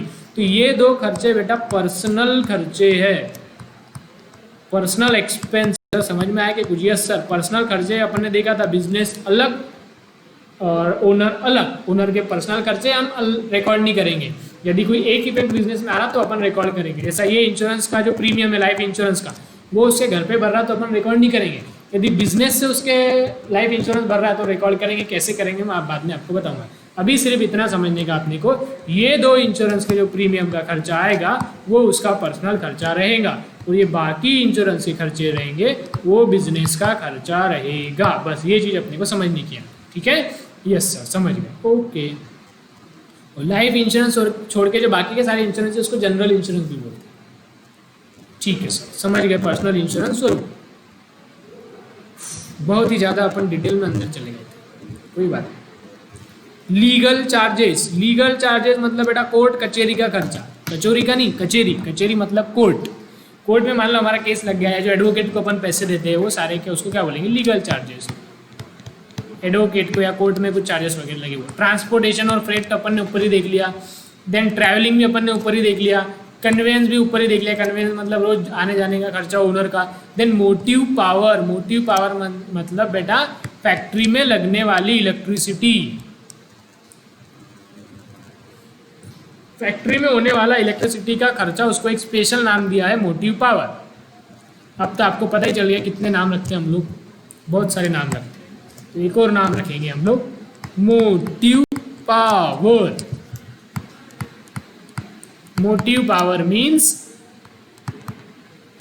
फैक्ट्री में लगने वाली इलेक्ट्रिसिटी, इलेक्ट्रिसिटी एक्सपेंस ऑफ या इन फैक्ट्री। यदि कोई हमारी फैक्ट्री है और वहाँ पे जो इलेक्ट्रिक का बिल आ रहा है उसको अपन बोलते हैं मोटिव पावर। याद रखना बेहद ज़रूरी है, क्योंकि आगे जाके फ़र्क आएगा इसमें, फ़र्क आएंगे इसमें मतलब इनके रूल में कि मोटिव पावर है या नॉर्मल इलेक्ट्रिसिटी। सिर्फ इलेक्ट्रिसिटी बोले हुआ है तो हमारे बिजनेस की इलेक्ट्रिसिटी है, मोटिव पावर बोले हुआ है तो फैक्ट्री की इलेक्ट्रिसिटी है, दोनों भी है तो एक्सपेंसिव, लेकिन मीनिंग पता होना जरूरी है अपने को। फैक्ट्री रेंट मतलब यदि हमारी फैक्ट्री कोई भाड़े पे तो फैक्ट्री रेंट, फैक्ट्री एक्सपेंसेस, कोई अदर एक्सपेंसेस हमको फैक्ट्री में लग रहे तो factory expense, rent, rates and taxes, ये तीन चीज़ें बेटा कंबाइन है। मतलब बोलने का एक तरीका है, ऐसी लैंग्वेज आपको मिल सकती है कहीं पे कि रेंट, रेट्स एंड टैक्सेस है, कुछ नहीं हुई। रेंट, रेट्स एंड टैक्सेस मतलब taxes. Fuel, coal and water, ये सब फैक्ट्री में लगने वाली चीज़। यदि हमारी फैक्ट्री तो फ्यूल लगेगा, कोल लगेगा, वाटर लगेगा, तो ये फैक्ट्री में लगने वाले सारे खर्चे। और इसके अलावा, इन खर्चों के अलावा भी यदि कोई खर्चा रहता है जो बच जाता है या छोटी अमाउंट का रहता है तो अपन इंडिविजुअल एक एक नहीं लिखते बैठेंगे, है कि नहीं। मान लो आपने कुछ 5 रुपये की, 2 रुपये की, 10 रुपये की, 15 रुपये की चीज़ लाई, तो इतना 5-5 रुपये, 10-10 रुपये का अकाउंटिंग करेंगे तो इतनी सारी एंट्रीज हो जाएंगी और सब 5-5, 10-10 रुपये, तो वो मतलब उसका मीनिंग ही खत्म हो जाएगा, बहुत ज़्यादा फालतू का वो हेवी हो जाएगा। तो क्या करते जब एकदम चिल्लर छोटे छोटे खर्चे रहते तो इंडिविजुअल उसका नाम ना लिखते, अपन क्या करते एक जनरल नाम दे देते, कॉमन नाम दे देते। तो इसमें से कोई भी एक नाम दे सकते हो आप, मिसलेनियस एक्सपेंस या जनरल एक्सपेंस या शॉप एक्सपेंस या ऑफिस एक्सपेंस, या ये क्या लिखा सर आपने, सन्ड्री एक्सपेंस। सुंदरी एक्सपेंस बेटा सुंदरी नहीं है, ये सन्ड्री है, सन्ड्री एक्सपेंस। सन्ड्री मतलब मेनी, तो सन्ड्री एक्सपेंस बोलो, ऑफिस एक्सपेंस बोलो या अदर एक्सपेंस बोलो। तो ये जब छोटे छोटे खर्चे रहते हैं इन सबको क्लब करके अपन ये कोई भी एक हेड दे देंगे और उसमें लिखेंगे, ये सारे क्या रहेंगे बेटा अपने खर्चे। ठीक है, यस सर, खर्चे समझ में आ गया, मजा आ गया। नेक्स्ट इनकम, इनकम क्या कह रहेंगे बेटा, सबसे मेन और अहम इनकम रहती है हमारी सेल। ये लोग इसको भूल जाते हैं, सेल इनकम है और परचेज एक्सपेंस, इसमें कंफ्यूजन होता है, ध्यान में रखना। सबसे बड़ा खर्चा, सबसे मेन खर्चा रहता है परचेज का, सबसे बड़ी इनकम, सबसे मेन इनकम रहती है सेल की। देन इंटरेस्ट रिसीव्ड, हमारा बैंक बैलेंस है, बैंक में पैसा पड़ा है तो उसको अपने को ब्याज मिलेगा, इंटरेस्ट रिसीव्ड तो हमारे लिए कमाई है। कमीशन रिसीव्ड, हम किसी व्यक्ति के लिए काम कर रहे हैं उस पर अपने को कमीशन मिल रहा है तो कमीशन रिसीव्ड, जैसे हम कमीशन दे दें तो कमीशन मिल भी सकता है। डिविडेंड रिसीव्ड, सर डिविडेंड क्या रहता है, सर ये डिविडेंड हमको मिलता है शेयर्स के ऊपर। यदि आपने किसी कंपनी के शेयर्स खरीद के रखे हैं तो उस शेयर्स के ऊपर कुछ ना कुछ आपको कमाई होती है, वो कमाई को बोलते हैं डिविडेंड। तो डिविडेंड रिसीव्ड, मिल रहा है, कमाई हो रही है, तो इसको अपन क्या बोलेंगे, इनकम। देन रेंट रिसीव्ड, हमने हमारी बहुत सारी बिल्डिंग भाड़े पे दी हुई, अपने को भाड़ा मिल रहा है, रेंट मिल रहा है, रेंट रिसीव्ड, वो हमारे लिए क्या रहेंगे, इनकम। देन डिस्काउंट रिसीव्ड, हमने पहचान वाले के पास से माल खरीद के लाया, परचेज करके लाया, थोड़े कम भाव में लाया तो हमारे लिए फायदा होगा, इनकम होगी, तो हमारे लिए रहेगी इनकम। समझा? Yes sir. तो थोड़ा सा लंबा हो गया लेक्चर, लेकिन बहुत बढ़िया हुआ। ये सारे डिटेल मैंने आपको बताई, मीनिंग इनके बताए, सबके मीनिंग आपको पता होना जरूरी है। स्टार वाले में यदि आपको मीनिंग पता है तो ठीक है, समझ आ दो, ठीक है, नहीं समझा तो कुछ समय बाद, कुछ दिनों बाद जब आप थोड़े से बड़े हो जाएंगे तब बहुत अच्छे से अपने को समझेंगे। ठीक है, यस सर। तो स्टार वाले छोड़ के बाकी में यदि किसी को भी कोई दिक्कत आती है तो आनी नहीं चाहिए, तो मुझे कृपया पूछें। स्टार वाले में भी आती है तो आप पूछ सकते हो, ऐसी कोई दिक्कत नहीं, मैं समझाने की कोशिश करूंगा, लेकिन उसको लेके मत बढ़ जाना कि नहीं नहीं ये समझे बिगड़ मैं आगे नहीं बढ़ूंगा, ऐसा करेंगे तो आप आगे बढ़ ही नहीं पाएंगे। ठीक है, तो बहुत सारी चीज़ें स्टार्टिंग में ऐसी आती है जो बाद में समझेंगी, तो उसको अपने को ठीक है सुन लेने का, समझ लेने का, समझा तो ठीक, और उसको याद रख के आगे बढ़ने का। Yes sir. ओके, अब एक अहम सूचना आपके लिए, कल हमारी टेस्ट रहेगी। टेस्ट सर कुछ हुआ तो नहीं, क्यों नहीं हुआ बेटा, इतना सब कुछ तो हुआ। मेनली अब मैंने इजी बॉक्स पे टेस्ट रहेगी, इसलिए मैंने बोला था आप पढ़ो इसको। सवाल ऐसे रहेंगे कि मैं आपको एग्जांपल बोलूँगा, बिल्स पेपर या परचेज आपको बताना है वो एक्सपेंस है, इनकम है, लायबिलिटी है या कैपिटल है, तो ऐसे मेन सवाल रहेंगे, या ऊपर के भी कुछ हमारे सवाल रहेंगे तो मैं उसमें से भी क्वेश्चंस डाल दूंगा। तो आपकी टेस्ट रहेगी कल। सर टेस्ट कैसी रहेंगी, टेस्ट रहेंगी बेटा MCQ. Sir what do you mean bye MCQ? MCQ mean multiple choice question. एक क्वेश्चन रहेंगे, 4-5 ऑप्शन रहेंगे, उसमें से आपको टिक करने का है। सर टेस्ट कैसे रहेंगी, फिजिकल या मैनुअल? सारे सवालों के आपके जवाब दे रहा हूँ मैं, आपके भी आप पे सवाल पूछ रहा हूँ और जवाब दे रहा हूँ। तो टेस्ट रहेंगी बेटा एमसीक्यू पे, ऑब्जेक्टिव रहेंगे। दूसरा फिजिकल रहेंगी, मैनुअल कैसी रहेंगी? तो टेस्ट रहेंगी बेटा ऑनलाइन। ठीक है सर, टेस्ट कहाँ पर रहेंगी? सर टेस्ट रहेंगी गूगल फॉर्म के ऊपर। गूगल फॉर्म मतलब कुछ नहीं, आपको एक लिंक आएंगी ग्रुप पे, व्हाट्सएप ग्रुप पे, बस एक लिंक पे क्लिक करना, आप चल जाएंगे टेस्ट के ऊपर। वहाँ पे एक क्वेश्चन रहेंगे, उसके ऑप्शन रहेंगे, ऑप्शन पे टिक करने का, जो करने का, लास्ट में करने का है सबमिट, उसमें अपना पूरा नाम वगैरह अच्छे से लिखने का, ठीक है, और सबमिट करने का। सर टेस्ट कितने बजे रहेंगी? Good question. अब ये लेक्चर रात में आएगा तो कुछ लोग कल देखेंगे इसको, तो उसको कंसिडर करते हुए हम लोग टेस्ट लेंगे कल 4 बजे, 4 बजे, 4 o'clock, 4 PM, 4 बजे टेस्ट रहेंगी। कितने मार्क की टेस्ट रहेंगी? मार्क तो आप ऐसा समझ के लोगों 30 या 50 जो भी है, ठीक है ना, मार्क थोड़ी मायने रखते हैं यार, जो भी है 30 या 50 जो भी रहेगा। कितने समय के लिए रहेगी?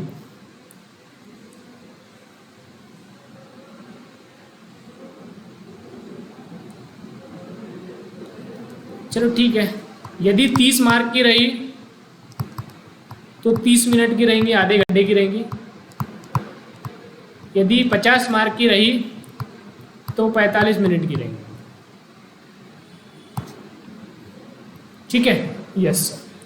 और सबको टेस्ट देना अनिवार्य है। जैसे ही आप सेंड करोगे आपको आपका रिजल्ट पता चल जाएगा, नहीं भी पता चलेगा तो मैं व्हाट्सएप ग्रुप में डाल दूंगा। सबको टेस्ट देना जरूरी है, जो टेस्ट नहीं देगा फिर मैं उससे वार्तालाप करूंगा 1 to 1। वार्तालाप मतलब कन्वर्सेशन, उससे बातचीत करूंगा कि टेस्ट क्यों नहीं दिए हो। और जैसे ही टेस्ट हो जाती है तो कल तो चलो ठीक है, कल संडे तो कल लेक्चर नहीं आएगा, ये लेक्चर आप अच्छे से देखो, 4 बजे आप टेस्ट दो, फिर हम मंडे को गूगल मीट पर मिलेंगे। कितने मार्क है, किसको कम है, अपन उसको डिस्कस करेंगे, किसको जो क्वेरी है वो अपन डिस्कस करेंगे अच्छे से मंडे को। ठीक है, तो कल ये लेक्चर आपको जल्दी से जल्द 4 बजे से पहले देखना है। 4 बजे आपको टेस्ट देनी है, परसों आपको गूगल मीट पे मिलने का है। कितने बजे मिलने का है, ये सारी जानकारी आपको व्हाट्सएप ग्रुप के थ्रू कन्वे की जाएगी। तो कृपया आप अपने व्हाट्सएप ग्रुप पर एक्टिव रहे।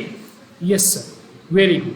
ठीक है। यस सर, तो अच्छे से मैंने जो आपको लिखा है, जो नोट्स रहती है आप इसको पॉज करके अच्छे से लिखते जाया करो। जो मैं लिख रहा, ये वाली साइड जो रहती है ना, इधर वाली साइड जो रहती है, ये जो मैं ऐसा डायग्राम वगैरह निकालता हूँ, ये नहीं लिखने का आपने, सिर्फ समझाने के लिए रहता है। आपने सिर्फ लिखने का, ये जो मैं अच्छे से लिखता हूँ ये आपने लिखने का।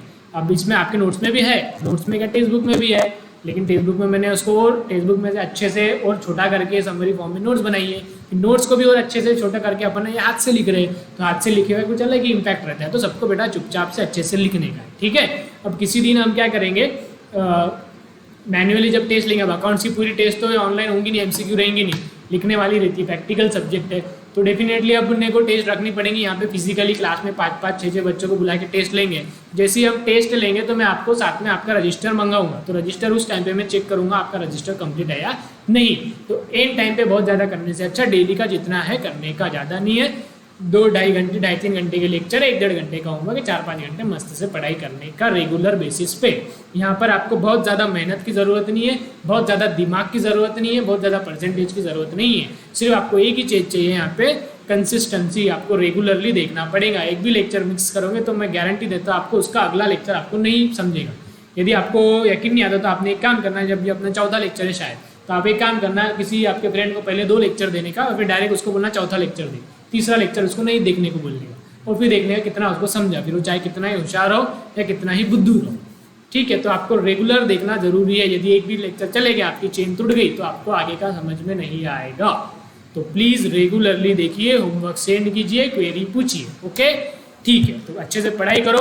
मेन क्वेश्चंस रहेगा इसी पर से, ये जो बॉक्स है हमारा, जो आज मैंने समझाया डिटेल में, इस पर और पिछले भी कुछ ना कुछ क्वेश्चन रहेंगे। तो अच्छे से पढ़ो और कल टेस्ट, ठीक है। ऑल द बेस्ट एंड ठीक है, enough for today, bye bye.